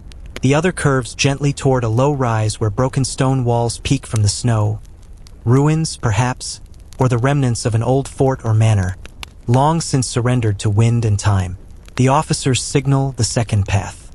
The column shifts that way, slowly bending toward the ruins. As you approach, more detail emerges. A courtyard, paved with stones now buried under frost. An archway, cracked and leaning, its carved crest half erased. Walls without roofs, windows without glass. You step into the shelter of the space, and the wind drops suddenly, as though the stones remember how to hold it back. The air is still. The ruins are empty, and yet not without presence. You walk through what was once a grand hall, perhaps a dining room or a chapel. The floor beneath your boots echoes faintly. Moss clings to the stones. Icicles hang from beams above, catching what little light filters through the clouded sky. In the far corner, a fireplace yawns, blackened with soot, its hearth cold but solid. Someone kneels beside it and begins to build a small fire. Men drift into the shelter like snowflakes into hollows. They find seats on broken stones, lean against leaning walls, unstrap their packs and loosen their coats. There is no laughter, no celebration. Only a quiet, shared relief. The wind stays outside. The stones hold it back. And for now, that is enough. You find a place near the wall and sit, your back pressed against the cool surface. A man beside you unwraps a cloth bundle and reveals a single boiled potato, shriveled but intact. He cuts it in half and hands you one piece without a word. You nod. The taste is earthy, faintly sweet, warm enough to soften the cold in your throat. You chew slowly, thoughtfully. It is one of the best things you've eaten in weeks. As the fire grows, men gather closer. Some remove their boots to dry them by the flames. Others simply sit, resting elbows on knees, hands folded before them. One begins to hum. Another taps the rim of his tin cup with a spoon. Soft, rhythmic, like a heartbeat slowed by winter. It is not music in the usual sense, but it becomes something close. A young soldier near the fire pulls a small book from his pack. His pages are crinkled, its cover worn thin. He begins to read, not loudly, not dramatically, but with a slow, even cadence that matches the rhythm of the fire. The words are poetry, perhaps, or scripture, or simply someone's journal. You do not recognize the lines, but the voice is soothing, the syllables falling like flakes of snow, gentle, brief, disappearing as soon as they land. The day begins to fade once more. Outside the ruined walls, the wind lifts again, brushing against the broken windows like a soft hand testing the edges of the space. The fire crackles in answer. Shadows stretch long and thin across the stone. The soldiers move slowly now, preparing for night as they always do. Laying out blankets, checking their boots, adjusting scarves and coats. Some tuck small objects beneath their packs. A rosary, a worn letter, a pebble taken from a childhood path. Tiny anchors to memory. You lie down beside the wall, folding your arms across your chest. Your face is turned toward the open archway, where the snow still drifts softly through the air, catching in the darkening light. You watch it fall, flake after flake, your breathing slow and deep. The fire glows behind your closed eyes. Your limbs feel heavy and still. The stone beneath you is cold, but the stillness it offers is oddly comforting, like a steady hand resting on your shoulder. Sometime in the night, you wake for a moment. The fire is low. Most men are asleep. One stands watch at the archway, his silhouette barely moving. You hear the wind again. Tired, wandering, not angry now, just present. You close your eyes once more and drift. By morning, the snow has coated everything in the ruins. The stones wear thin white blankets. The boots by the fire are dusted with frost. Your coat is stiff where moisture touched it, but you are warm inside. The warmth is quiet, steady, woven through with memory. You rise, gather your things, and move to the archway. Outside, the column is forming again, slowly, patiently, as it always does, and you step forward to join it. The ruins fade behind you with every step, returning to silence.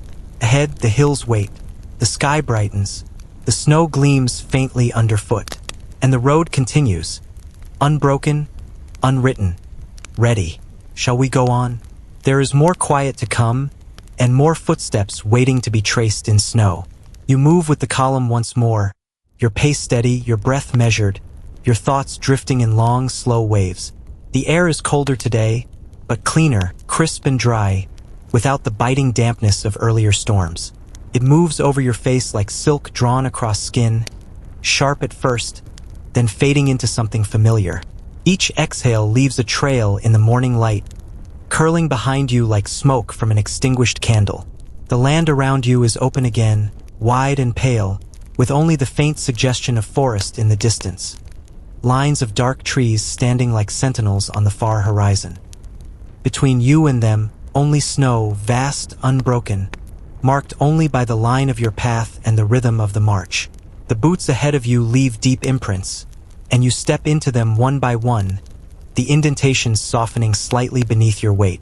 There's comfort in this repetition. Step, breath, step. The pattern becomes a quiet hum inside your body, like the sound of wind through tall grass or the lull of water over stones. You find yourself falling into the rhythm without thought. You do not need to look ahead. The road curves gently, predictably. You follow it like a thread in a dream.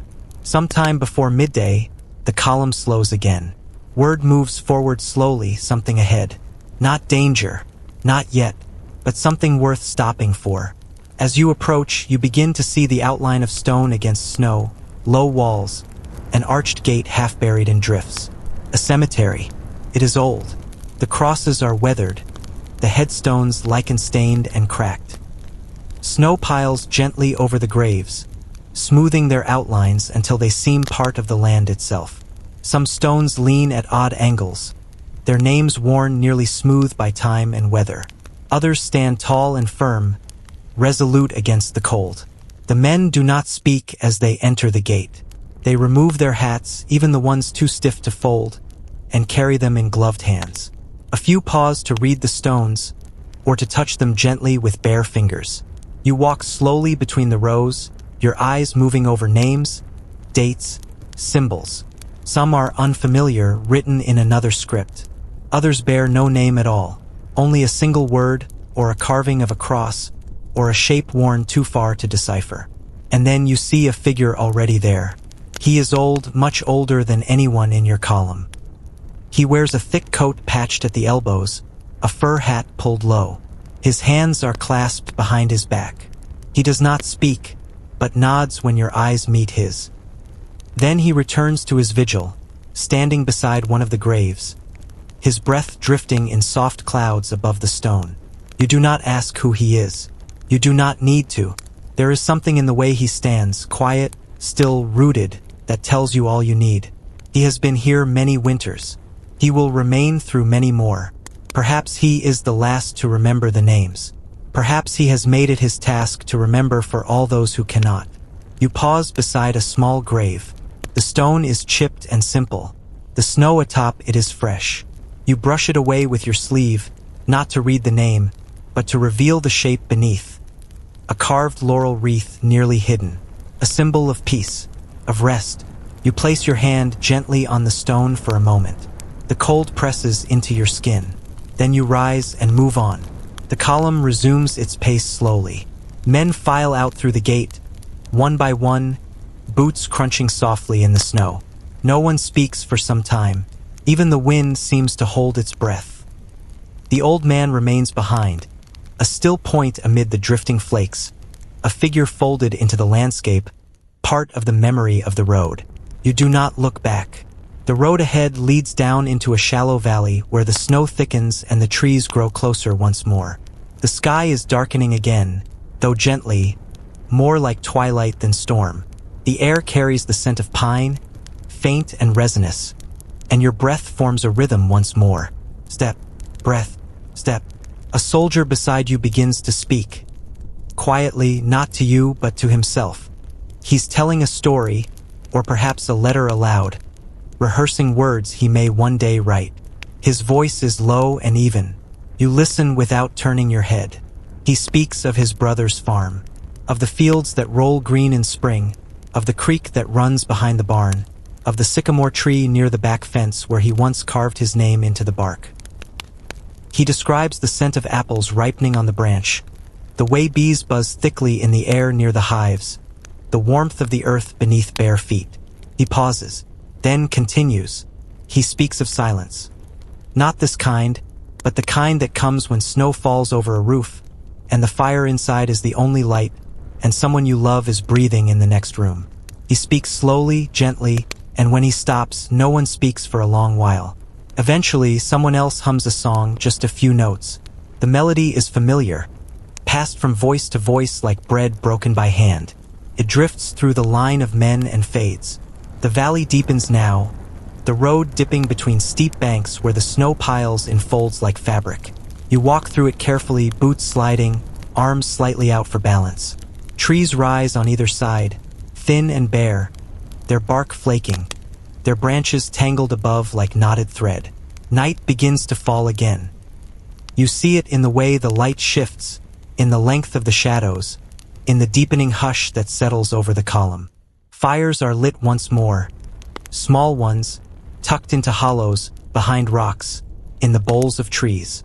Men gather their coats close. They sit on packs, sharing scraps of bread, cups of melted snow, a story passed hand to hand. You settle beneath a tree whose roots curl above the ground like knotted fingers. The earth beneath is hard, but dry. You wrap your arms around your knees, your breath forming small clouds, your mind quiet. You sleep lightly, dreamlessly, and wake to another quiet morning. And still, the march continues. Shall we walk on? There are more turns ahead, more memories in the snow, more voices waiting just beneath the silence. The morning begins with a thin sliver of light edging over the trees, its touch so gentle that you barely notice it at first. Only when the snow starts to glow faintly, pale blue shifting towards silver, do you realize the day has arrived. The air feels still, as though the land itself is holding its breath. No birds call, no wind moves, only the occasional sound of someone shifting in the snow, adjusting their coat, or stirring the ashes of last night's fire. You rise slowly, your joints creak softly, your knees stiff from sleep, your shoulders cold beneath your coat. But the stiffness is not new. It's familiar now, like the rest of this life.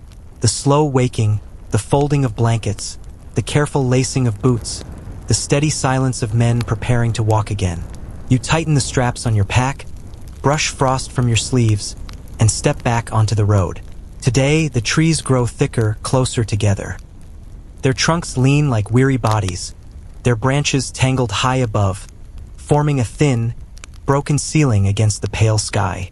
Snow clings to every surface, limbs, bark, fallen logs, softening their shapes, turning sharp lines into gentle curves. It feels quieter here, more enclosed, as though you've stepped into a cathedral not built by human hands. The column narrows to fit the path. Men walk in single file, boots crunching rhythmically, each step sinking just slightly into the packed trail. You can see the footprints of those ahead, fresh, dark impressions that lead you forward. There's a comfort in following those steps. You don't need to look far ahead, only as far as the boots in front of you, only as far as the next bend in the trail. Time begins to drift again. Hours slip past like clouds. Your thoughts wander in gentle arcs, touching on memories without clinging to them. You remember the scent of wood smoke from your childhood home, the weight of a blanket pulled over your shoulders, the sound of a church bell at dusk. These thoughts come and go like wind through leaves, light, fleeting, without urgency. At midday, you pass a tree with markings carved into its trunk. Names, initials, dates, some in Cyrillic, some in French, others in simple lines and symbols. You pause for a moment to read them. One says 1812, and beneath it, the shape of a heart, half faded. Someone has passed this way before you. Many someones. Each left a mark, a sign that they were here, even if only for a moment. You run your fingers over the bark. The carvings are shallow but firm. The tree still standing. You nod to it silently and continue on. Farther down the path, the trees open once more into a clearing, and the men fan out to rest. There is no command to do so.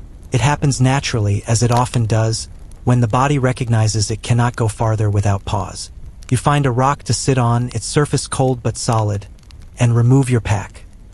You roll your shoulders slowly, feeling the tension pull and release like thawing rope. Others around you do the same. Some stretch, some sit with eyes closed. A few eat thin strips of dried meat, crusts of hard bread soaked in melted snow. The sound of chewing is soft, rhythmic, a kind of music all its own. A man near the center of the clearing begins to speak, not loudly, and not to anyone in particular.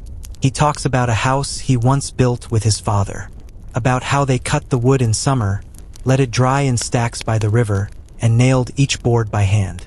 He describes the way the beams creaked in winter, the scent of resin, the feel of smooth planks beneath bare feet. Others listen in silence, not because they knew the house, not because they knew the man, but because the memory is familiar in its shape. Everyone has built something in their lives, if not a house, then a story, a dream, path through the snow. As the story ends, the clearing grows still again. Men lie back in the snow, eyes half-lidded, arms folded beneath their heads. They breathe slowly, resting, remembering, waiting. You do the same. The sky above is pale, a single cloud drifting across it like a thought not yet spoken. You watch it for a while, then you close your eyes. The call to rise is gentle. Just a few quiet words passed from man to man. You stand, brush the snow from your coat, and sling your pack over your shoulder. Your legs feel heavy at first, but the rhythm returns quickly. And once more, the march begins. This time, the path leads through low hills, The snow deepens again, reaching up your calves in places, resisting your steps like thick mud. But you do not stop. You adjust your stride. You lean forward. You keep going. The sun is lower now, drifting toward the edge of the world. Shadows stretch long across the snow, merging with each other until the hills look like waves caught mid-motion. You watch the light change slowly, brushing the edges of the landscape in gold before fading to silver, then blue. And as the sky darkens, the wind returns, light at first, then steadier. It moves through the trees with a soft, steady sigh, like someone drawing a long breath. It's not cruel tonight, just present. A reminder that the cold is never far. You find shelter among the roots of a great tree, an oak old and thick, its trunk hollowed slightly on one side. You press your back against it, curling your body into the space it offers. The bark is rough but solid.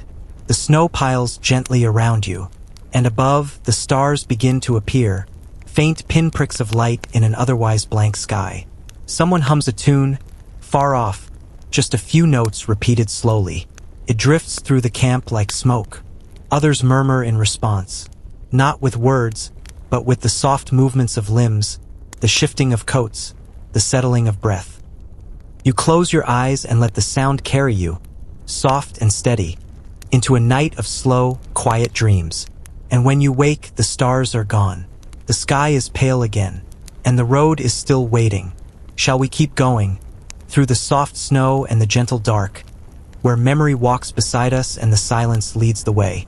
The morning feels different, still cold, but in a way that feels more distant, less immediate. It sits above the ground rather than in your bones, hovers in the air rather than pressing against your skin. Your breath still clouds before you, but the frost on your coat is thinner today. The snow underfoot crunches a little louder, drier, like salt under heavy steps. You rise slowly, not rushed, not reluctant, just steady. Around you, others do the same. A few cough softly, clearing their throats. One man rubs his shoulder with slow, circular motions, wincing slightly with each pass. No one speaks. The sounds of waking blend with the gentle rustle of snow sliding from branches, with the creak of boots being laced, and the faint hiss of coals being stirred from sleep. Today, the road curves again, this time gently downhill, following the contours of a shallow ravine. The trees arch above, their branches meeting and intertwining like fingers woven together. The path beneath them is narrow, half hidden by drifts, but walkable.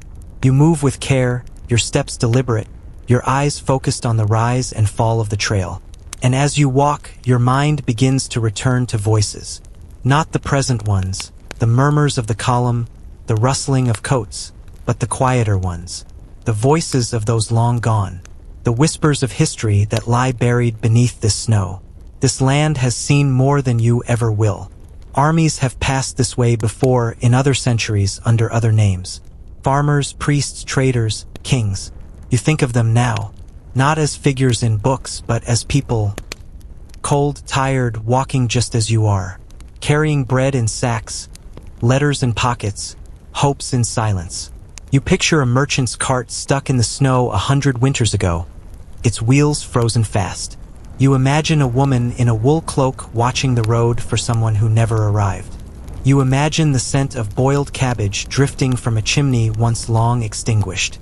And you imagine a soldier, perhaps not so different from yourself, kneeling to fix his bootlace in the very spot you now pass. The wind stirs. It brushes your face like a hand, cool and careful. You pull your scarf higher, but leave your eyes uncovered. The snow is bright today.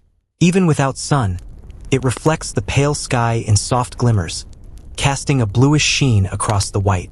It's beautiful in a way, quietly, subtly beautiful, like a memory without pain. A while later, the column slows again, not from exhaustion, but from curiosity. A structure appears ahead, not large, not intact, but clearly human-made. A stone building of some kind, its roof long gone, its windows open to the sky. The walls remain, moss-covered and dusted in snow. You approach slowly, feeling something shift in the air. Not danger, just age, presence. It's a church, perhaps, or a shrine. Or was. You step inside. The floor is stone, uneven with frost. There is no altar now, but the shape of one remains. A raised platform, a carved recess in the wall. Someone has placed a small bundle there, fresh pine branches tied with twine. Someone came before you. Someone remembered. Others begin to enter behind you. Not all, just a few. They remove their hats instinctively. No one speaks. A man lights a candle. Where he found it, you don't know, and places it in a shallow groove. His flame flickers gently, golden and still.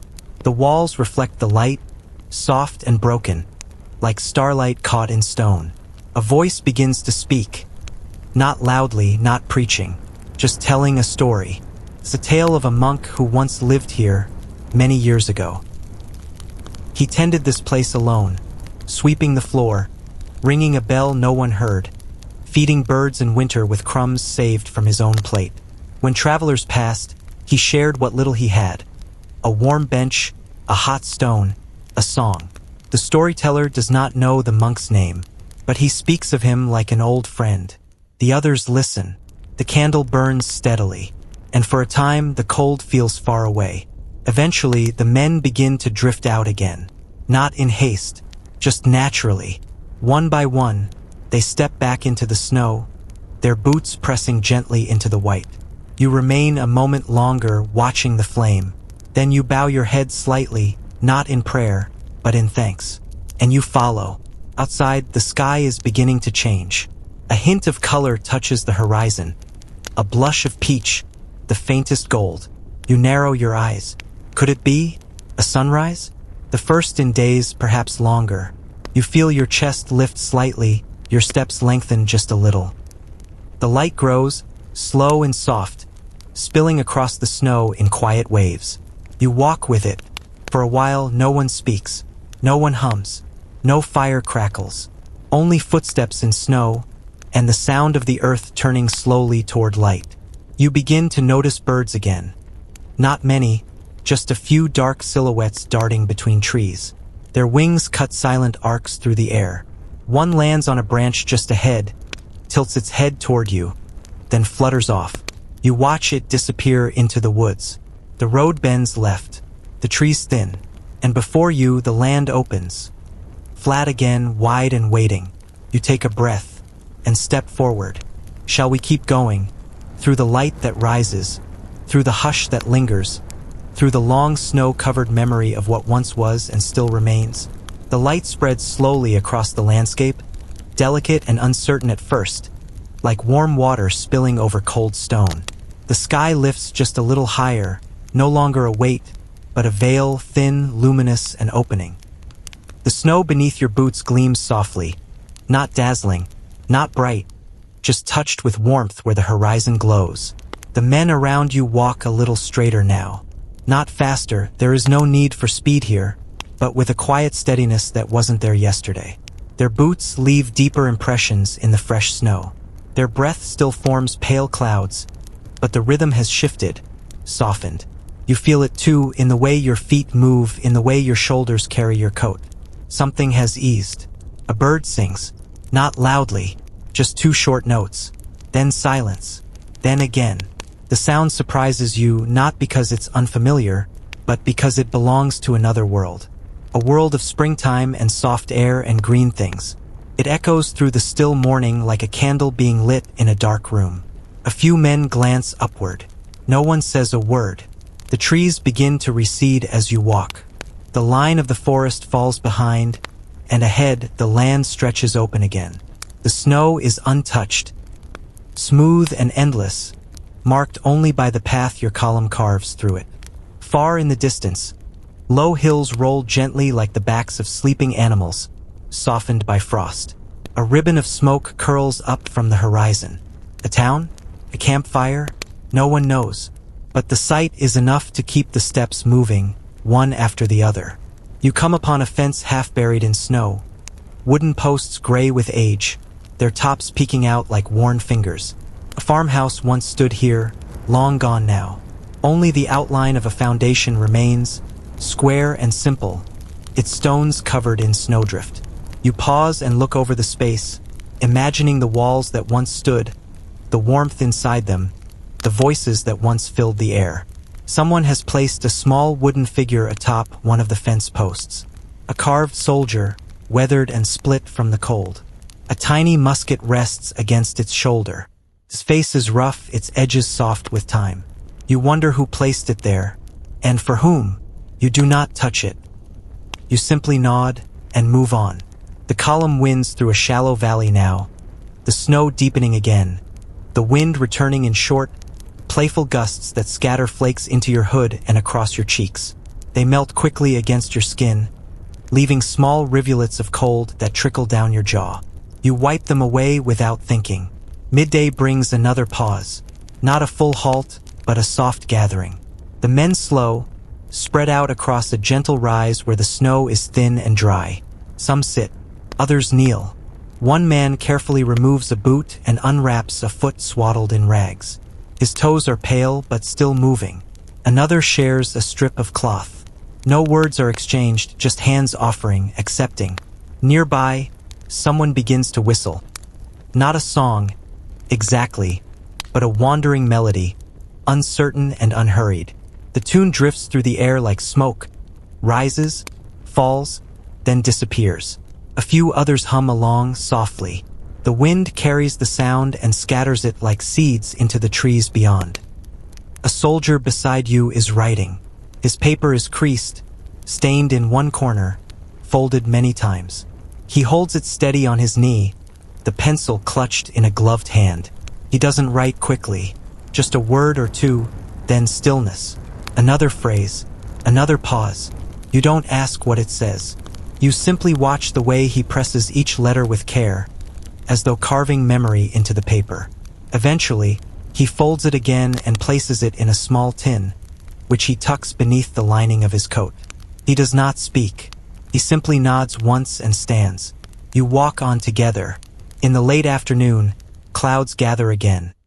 Not heavy, not dark, but thick enough to dim the sky, to press the light back into grayness. The snow begins to fall again. Fine, dry flakes, too light to settle.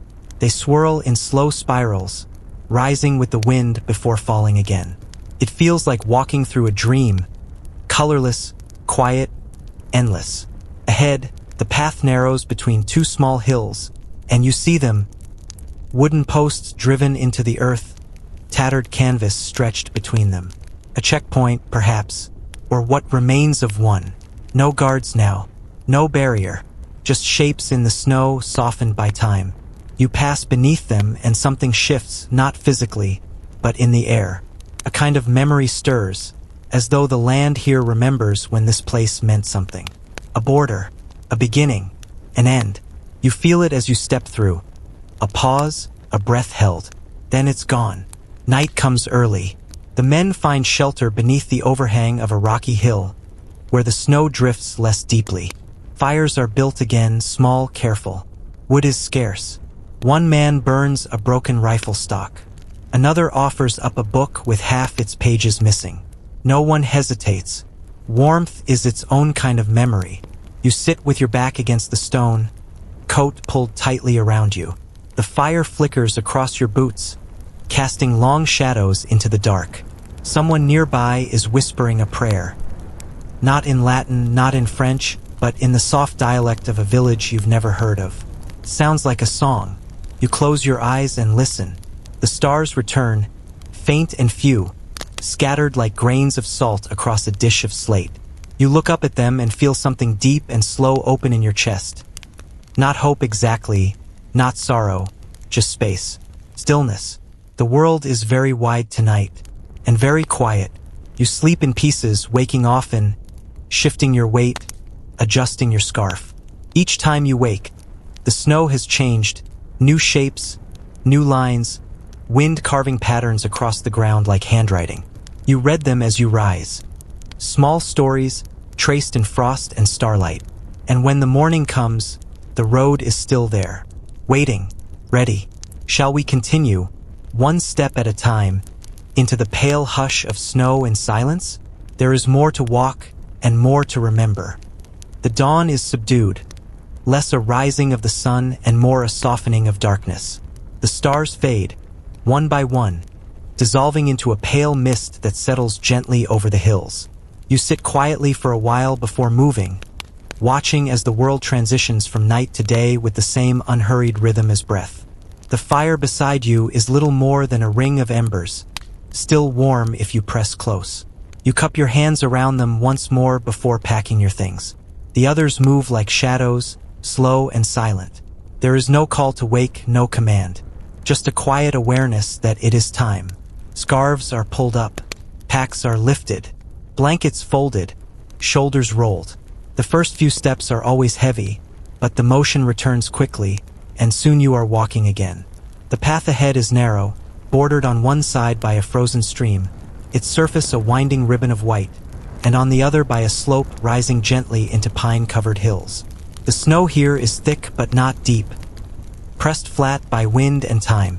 You step carefully, your boots crunching softly, and follow the trail as it curves along the stream. You pass fallen branches coated in frost, and stones worn smooth by water long since frozen. Icicles hang from the low banks, catching what little light filters through the mist. The stream murmurs faintly beneath the ice, just audible, like a voice speaking through sleep. For a while, the only sound is your own breath, the soft shuffling of the column, and the wind threading through the pine trees above. A few crows call from somewhere out of sight, brief, broken notes that echo once, then vanish. The trees sway gently, their branches creaking in the cold. Snow drifts down in soft flurries each time a gust moves through, catching in your hood, clinging to your sleeves. Eventually, the trail widens, opening into a small clearing at the base of the hill. Here, the snow is disturbed, not by recent footsteps, but by something older. Flattened areas, traces of ash, half-buried objects. Another camp, left behind by those who came before. The remains are quiet, untouched, folded into the land like old stories. A broken kettle rests near the base of a tree, its handle twisted and blackened by fire. A wooden spoon lies beside it, half buried in ice. You kneel to pick it up, brushing away the frost. The handle is carved with a pattern, just lines but deliberate. Someone once held this often. You turn it over in your hand, then place it gently back where it was. You walk slowly through the clearing, your eyes passing over what's been left. A boot missing its sole, a rusted bayonet, the corner of a blanket now frozen stiff. Nothing of value, and yet everything here is heavy with presence. A man ahead of you finds a scarf tied around a branch, its ends fluttering weakly in the breeze. He removes it, folds it slowly, and presses it into his coat. He doesn't look up. You move on. By mid-morning, the snow begins again. Soft, dry, silent. It falls straight down, without wind, without haste. It lands on your shoulders and stays there, slowly layering, as if the world itself is tucking you into the day. Your footsteps grow quieter. The column feels less like a group of men and more like a procession of thoughts, each one drifting weightless through the hush of snow. You come across a field wide, untouched. No tracks, no structures, just snow, pale and smooth, broken only by the occasional clump of dry grass or a rock rising through the surface. The path turns here, following the edge of the field. You glance across it as you walk, wondering how deep the snow is, how far the land stretches beyond the edge of sight. In the center of the field stands a tree. It is tall and bare, its branches stretched wide like arms in a slow, silent dance. Its bark is dark against the snow, almost black, its roots partially exposed where the snow has thinned. It stands alone, distant from the forest, untouched. The men glance at it as they pass, one by one. No one speaks, but the tree draws your gaze, holds it for a long moment. There is something in its shape, its defiance, its stillness that feels important. You wonder how long it has stood there. You wonder how many winters it has seen. And then the road bends again, and the tree slips behind you, its silhouette slowly shrinking into the mist. As afternoon settles, the wind picks up once more, not sharply, but steady. It presses against your side, turning the snow into soft ribbons that coil across the path. The men lean into it, adjusting their pace, their steps slower now, more deliberate. You follow suit, each stride measured, each breath deep. The sky darkens gradually, without drama. A smooth fade from gray to slate to blue. Fires are lit earlier tonight. Wood is scarce again. One man burns a piece of his own pack, the bottom flap worn through and no longer useful. Another offers a spoonful of broth to a man who has not eaten since morning. It is accepted with a nod and a quiet thank you. You find shelter behind a low wall, stones piled long ago to mark a boundary. You lean against it, pull your coat tight, and settle into the snow. The fire is just a few feet away, its glow warm against your face. The smoke curls upward and is lost in the dark. The stars arrive slowly, timidly, one at a time. You count them, then stop counting. It's enough just to know they're there. You fall asleep with the taste of snow on your lips and the hum of distant memory beneath your ribs. And when you wake, the stars are fading, the fire is ash, and the snow is falling again. And still, the march continues. Shall we go on? Through the whisper of snowfall and the patient hush of land that never forgets? There are more quiet corners waiting in the world, and still more to remember. The fire is cold when you wake, its ashes grayed and quiet. A few blackened coals remain, faintly warm beneath the powdery surface, but they do not glow. You do not try to stir them. You simply rise, stretch your arms slowly, and breathe in the morning. Sharp and dry, touched with wood smoke and pine, the snow is still falling. Thin, dry flakes, floating downward like threads from a forgotten sky. Around you, the others begin to stir as well. Some sit up, rubbing their faces. Others remain curled beneath cloaks and scarves for a little longer, caught between the weight of sleep and the pull of the road.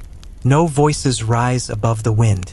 There is no rush, only the slow, practiced rhythm of waking, of remembering where you are, of preparing for another day.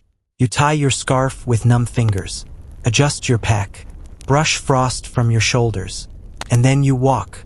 The road ahead cuts across a wide slope where the snow lies in smooth, uninterrupted waves. Your boots sink slightly with each step. The crunch of footsteps is softer today, more muffled.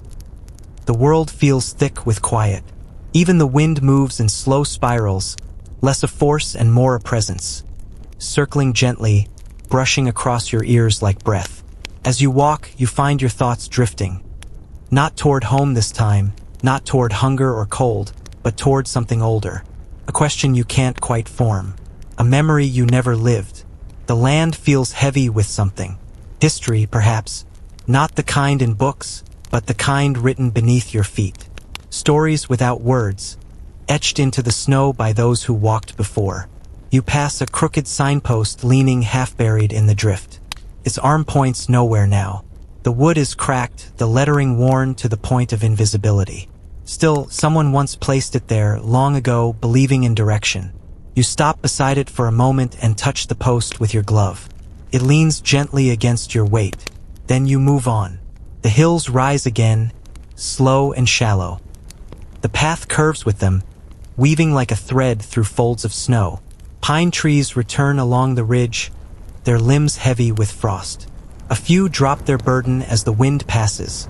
Sheets of snow tumbling down like silent waterfalls, catching in the light. You watch one fall, drifting slowly, spreading wide as it descends. It lands softly, without sound, and disappears into the white. Far ahead, the column narrows again. A gap in the land appears, a pass between two hills, flanked by black stone cliffs dusted in white. You reach it slowly, your breath steady, your thoughts quiet. The walls on either side rise steeply, dark and cold, streaked with ice. The snow here is deeper, less touched by wind. You step carefully, following the groove carved by those ahead. It is quiet in the pass. More than quiet.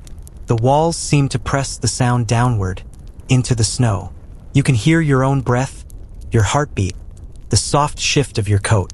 You can hear the wind moving above, but not within. It is like walking through a hollow inside the world.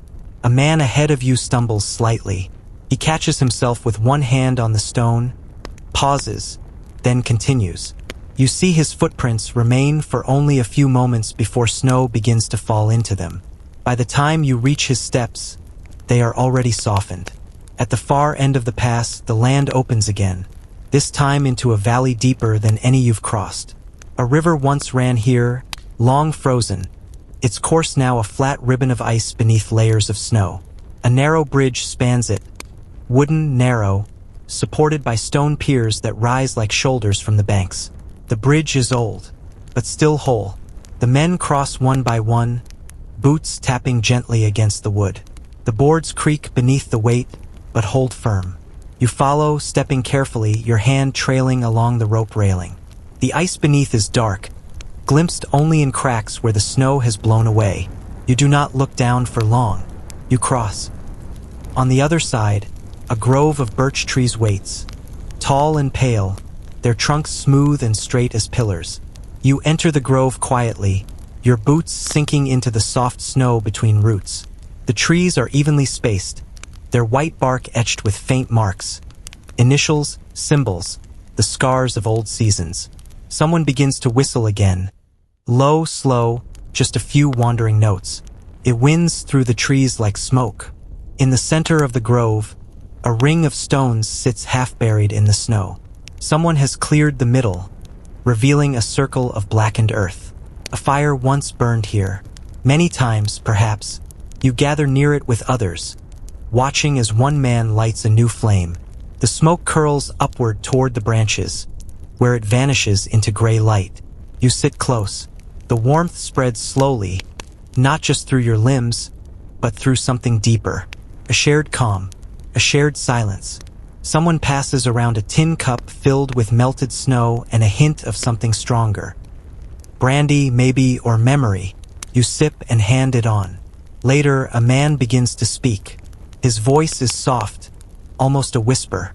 He tells the story of a village he once visited, a place of stone houses and red roofs, where geese walked freely in the streets, and every spring the townspeople hung ribbons from the trees.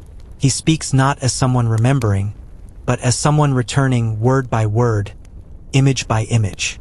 His breath mists as he speaks, and the others sit still, listening, not interrupting, just receiving. When the story ends, no one applauds, no one comments. They simply rise, slowly, and begin to gather their things. The fire is buried again, its coals smothered beneath snow. You feel its warmth lingering as you walk. The road begins to climb once more, following the curve of the valley wall. The snow is heavier here, and the climb slow, but no one rushes. Each step is deliberate. You walk with the rhythm now, body, breath, memory, step. And at the top of the rise, you pause. You turn once to look behind you. The valley below stretches in pale silence. The bridge a single line. The trees like white pins scattered across fabric.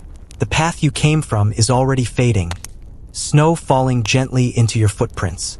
And then you face forward again, and walk on. Shall we continue, together, into the soft hills ahead, where the snow still falls and time still flows like breath through cold air? The way is long, but gentle, and the silence is kind. The ridge you cross leads into a long, sloping descent, gentle and unbroken, like the side of a great sleeping animal. The snow is packed tightly here, smoothed by wind, and it crunches more sharply beneath your boots. Each footfall leaves a clear impression, but you know the wind will erase it soon enough.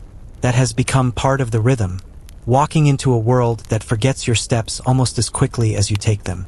The sky overhead is soft again, pale and high, with the faintest warmth pressing at its edges. Not enough to melt, not enough to change anything, just enough to remind you that warmth still exists, somewhere. The column has stretched thin again.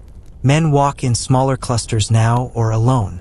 A few hum softly, but most remain quiet. The silence is not heavy, not burdened. It is gentle, like a wool blanket pulled close. It allows room for thought, for memory, for dreams that drift just at the edge of sleep. You pass a cluster of boulders, half buried in snow.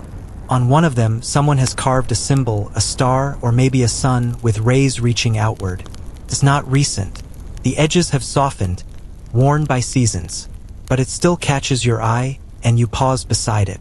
You rest your glove on the cold stone and close your eyes for a moment. Then you keep walking.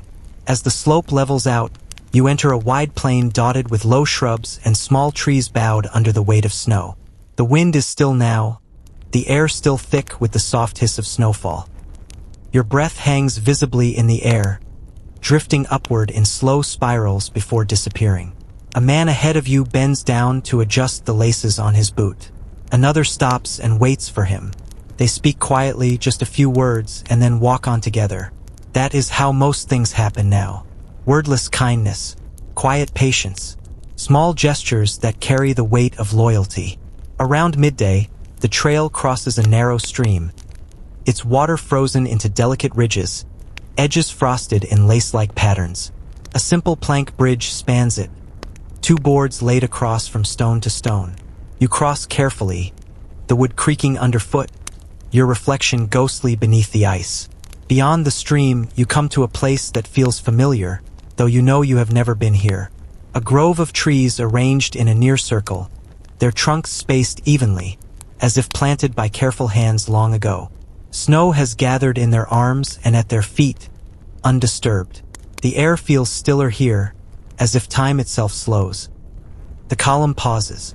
No orders are given, no signal passed, but men begin to settle on the snow-covered ground, leaning against tree trunks, unpacking small bundles, sipping from canteens. You sit too, your back against the smooth bark of a birch tree. The cold seeps through your coat at first, then settles. You remove your gloves briefly, flexing your fingers, rubbing warmth back into your knuckles. Someone starts a fire. Not large, just a handful of kindling and bark coaxed into flame.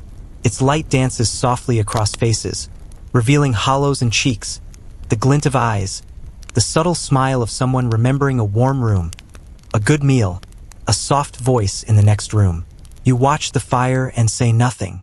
You don't need to. A man beside you takes out a folded sheet of paper. He opens it slowly and smooths it flat across his lap. The ink has faded, the edges torn. He doesn't read it aloud. He just looks at it for a long time, lips moving silently, eyes soft with memory.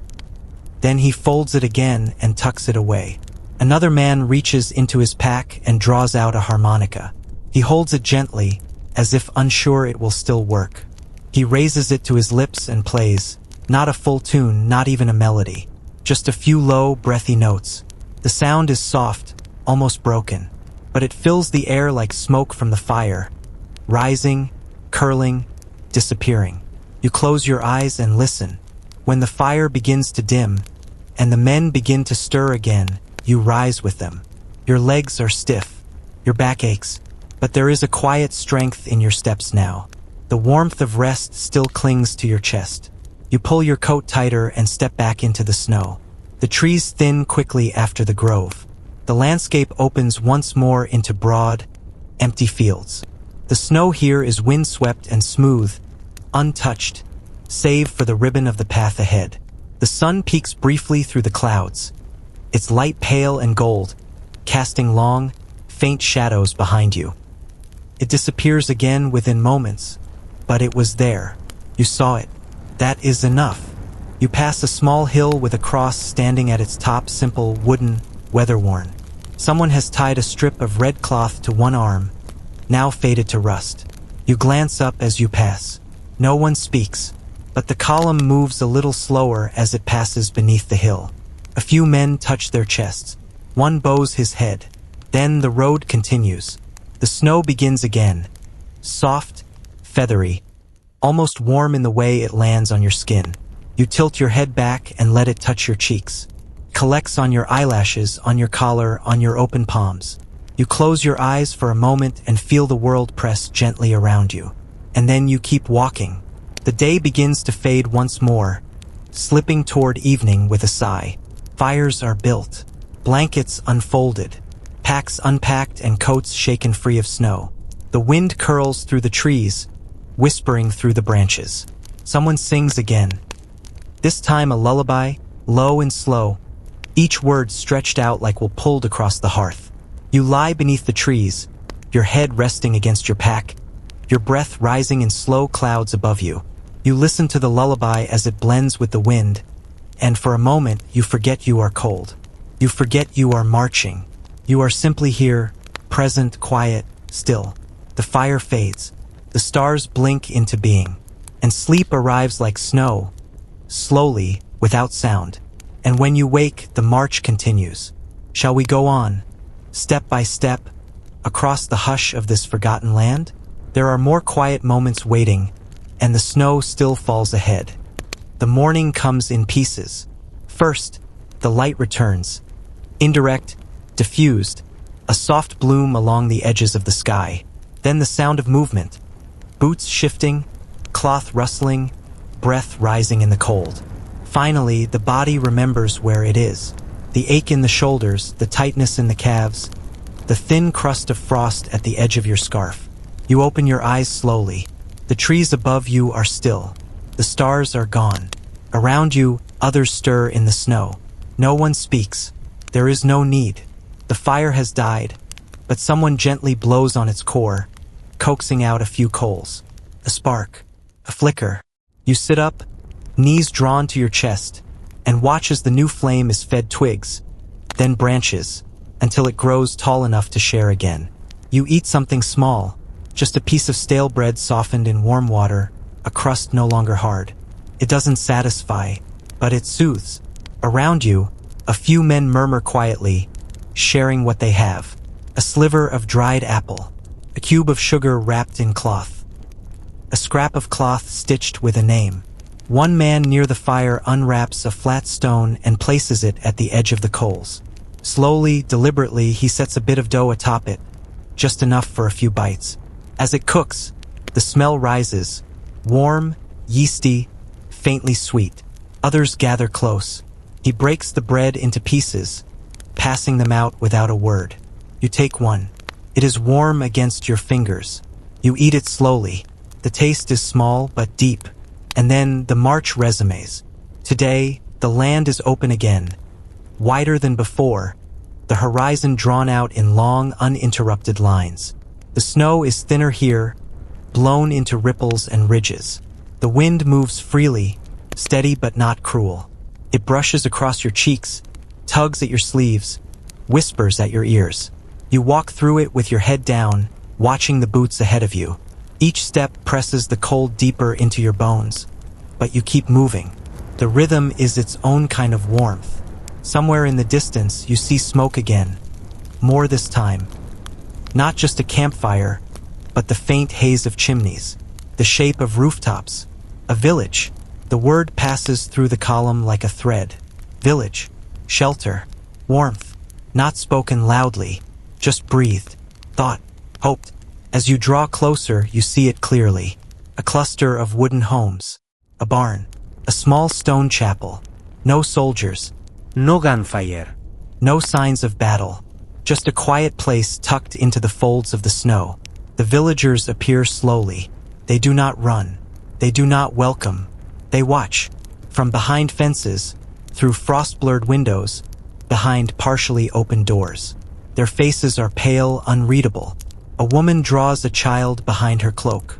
An old man stands by a well, his hands wrapped in wool. No one speaks. The officers speak with them first, soft voices, hands open.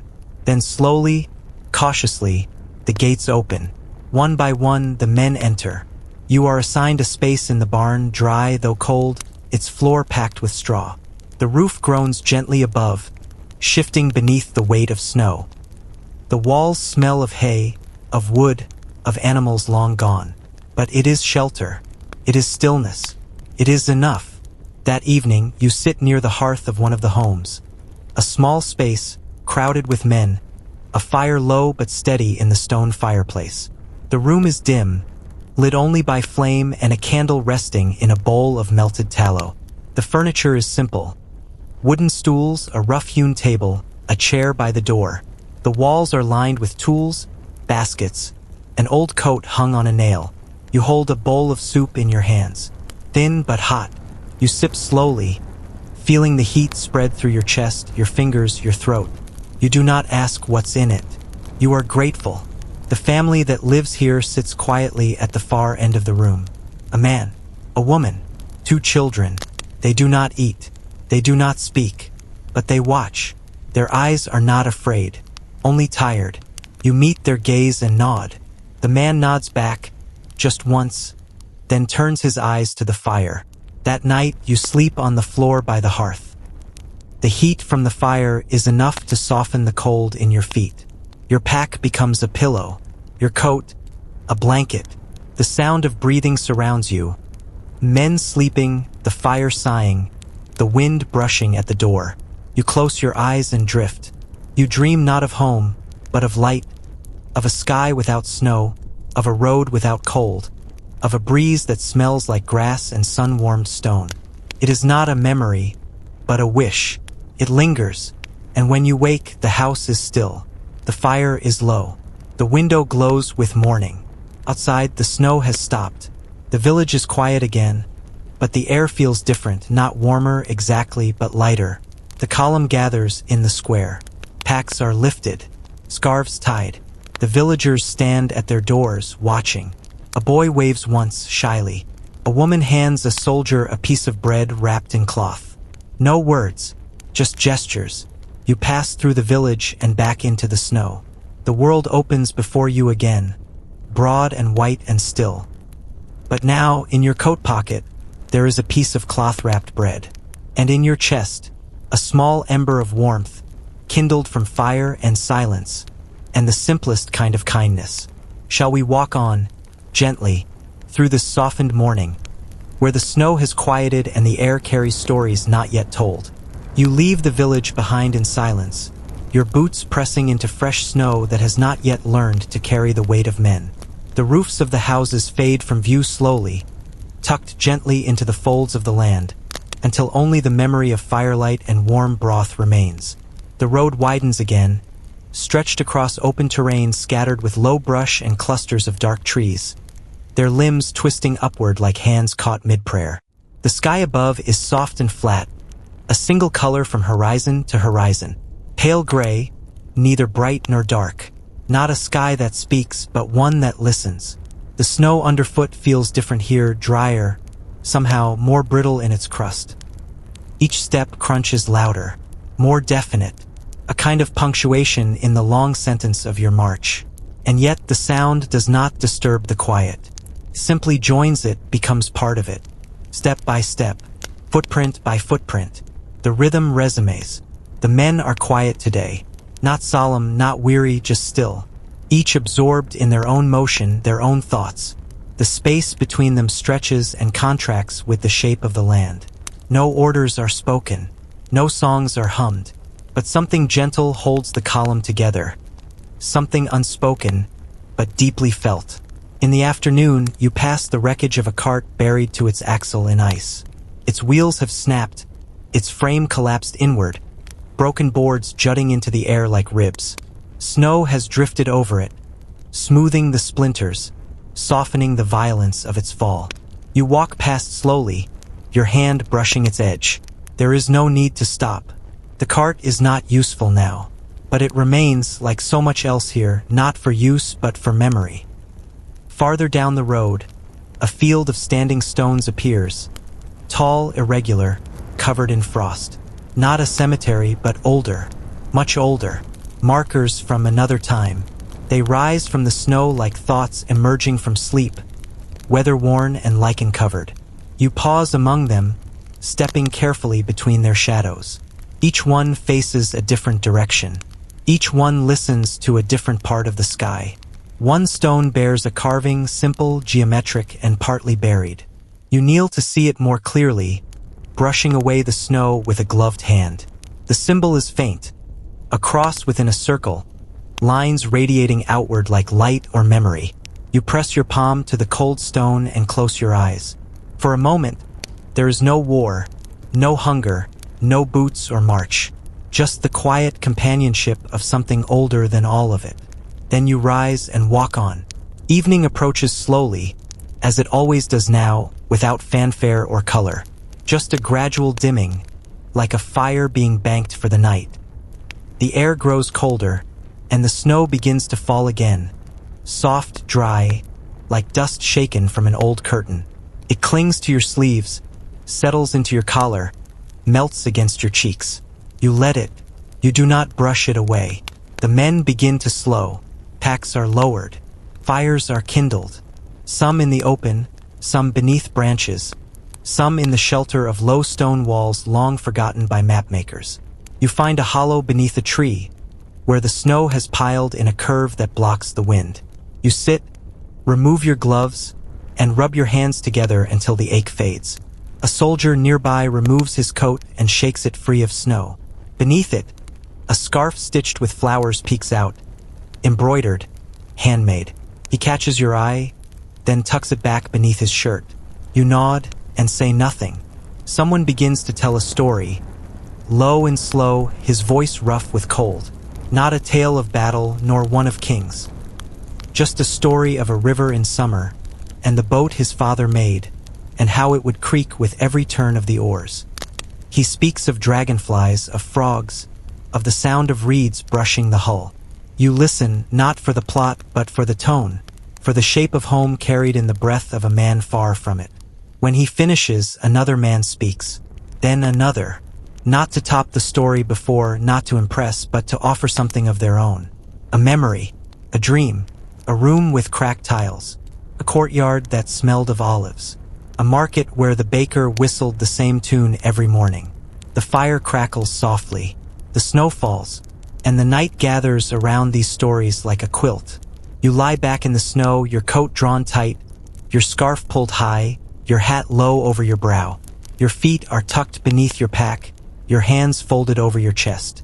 The sky above is clouded, but not empty. The stars are hidden, but not gone.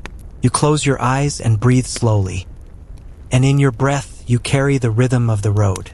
You wake once, deep in the night. The fire has dimmed, but its warmth lingers in the earth. Snow has covered part of your sleeve. You brush it off gently and turn your face to the sky.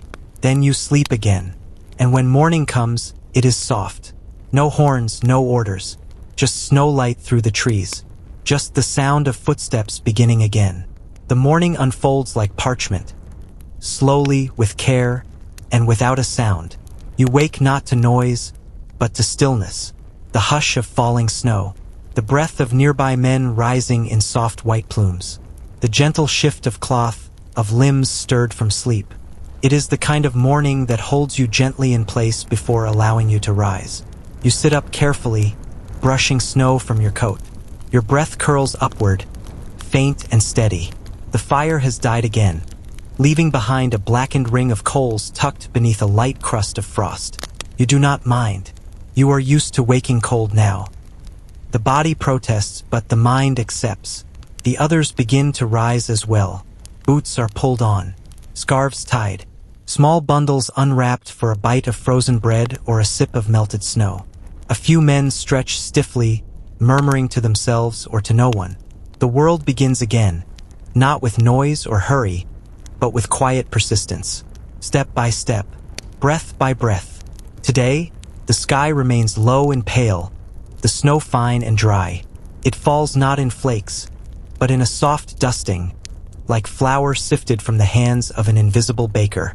It clings to your eyelashes, to the folds of your collar, to the tips of branches that reach overhead like ribs of the sky. The path leads downward, into a shallow vale where the snow is deeper but undisturbed. You walk in a single file now, boots crunching gently, shoulders brushing against pine and spruce. The trees here are older, their trunks wide and gnarled, their branches woven close. The silence is thicker too, deeper. Even the wind moves more carefully. A fox crosses your path. It appears suddenly from the underbrush, its red coat dusted with snow, its ears alert. It pauses, glances at you with calm, amber eyes, then moves on, unhurried, unafraid. You watch it disappear into the trees, its small prints trailing off into shadow. No one says a word, but for a moment you feel lighter. The day passes slowly, the road curling through forest and field, always forward, always deeper into snow and memory. By midday, you come upon a ruin, low stone walls half buried beneath snow, a chimney standing alone against the sky, dark against the white. It was once a home, long ago. Maybe more, maybe a village, but only the bones remain now. The bones and the wind. You pause here. Others do too. Some sit on the stones, brushing snow away with their sleeves. Others move quietly among the ruins, running gloved fingers across the mossed surfaces, peering through gaps that were once windows. There is no sadness here, just recognition. The way you might greet a ghost you've seen before. A soldier lifts a plank of wood and props it against the wall, fashioning a makeshift bench. Another pulls out a scrap of cloth and begins to stitch, carefully, rhythmically, the needle glinting in the dim light. The rest of you sit, share what you have, pass around a tin cup filled with something warm and strong. And someone begins to speak. He tells of a winter long ago, when a small regiment lost their way in this very region. Snow fell for 10 days straight. The trees grew too thick.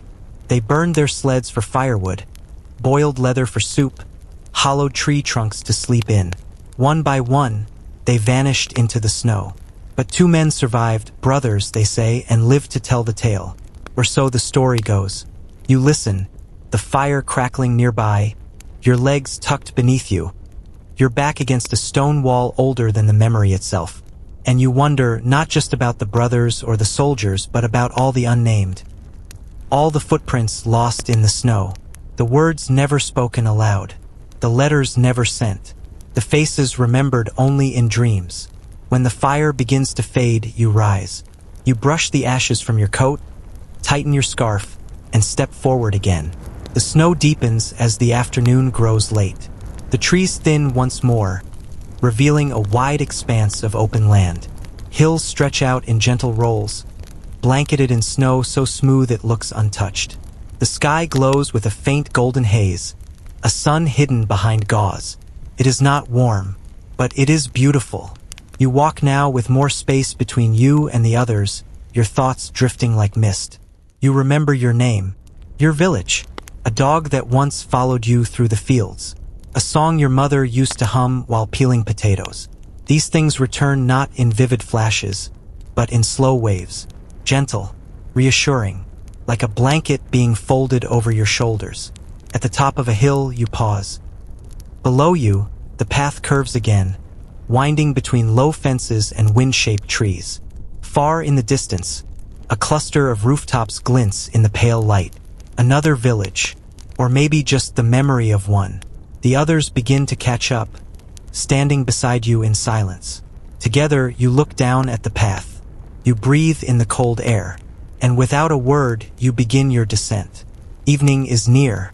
You descend the hill slowly, each step pressing softly into snow that has not yet hardened with cold. The land below seems both closer and farther than before. A dream you are walking into, one quiet breath at a time. The others move with you, though you no longer hear them. The crunch of boots, the rustle of coats, the soft rhythm of breath. They blend now with the wind and snow, becoming part of the landscape. You are not alone, but solitude is no longer a burden. It is a companion. The trees return, thin and pale, their trunks rising like brushstrokes on a white canvas. They sway slightly in the wind, whispering to one another in a language too old to remember. You pass between them quietly. Even the snow seems to fall more slowly here, each flake turning lazily in the air before landing in silence. Ahead, the road narrows between 2 hills. The ground dips and rises gently, cradling the column in its hollow. A small wooden sign leans beside the trail, its letters weathered to the point of unreadability. Still, someone once carved them. Someone once believed that direction mattered. A few men step off the path and walk among the trees, searching for kindling, or perhaps just the feel of bark beneath their fingers. You remain on the trail. You've come to understand that everything here is temporary: paths, footprints, stories.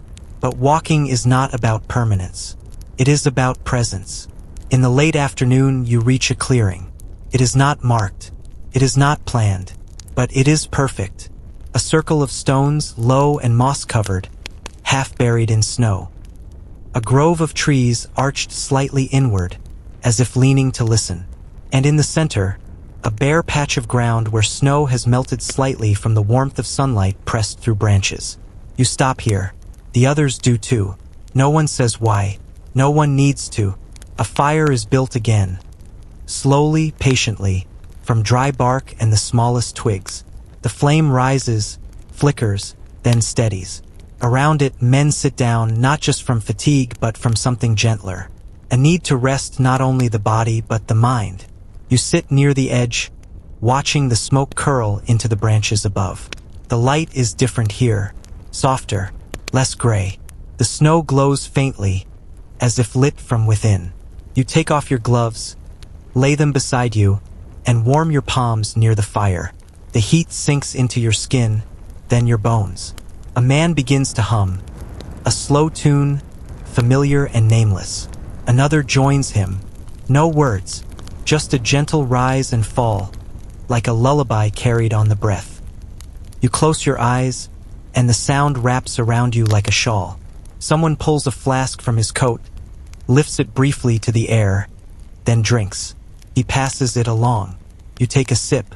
The warmth spreads quickly, rising behind your eyes, softening the edges of the world. And the stories begin again. Not aloud this time, not with words, but in gestures. In the way a man smooths a stone with his thumb. In the way another folds a scrap of paper again and again before tucking it into his glove. In the way someone turns their face toward the wind and smiles, eyes closed, remembering a day without snow. You lie back slowly, your head resting on your pack, your coat pulled tight around your shoulders. The fire crackles quietly. The snow falls with grace. And somewhere, not far off, a bird sings. A single, clear note, then silence. The sky darkens gradually, not with storm but with evening. The light fades like breath on glass. The fire burns lower. Men draw closer. Sleep approaches. And in this moment, this stillness between day and night, between frost and flame, you find something small and whole. Peace, perhaps, not because the world is kind, but because in this clearing, on this snow-covered road, among men who have walked farther than most ever will, peace has been made from what remains. You breathe in. The cold is softer now. The air carries stories. The stars return. And sleep gathers around you like a blanket stitched from memory. There is no more road tonight. Only stillness. Only snow. Only silence. And the slow, steady rhythm of hearts remembering home.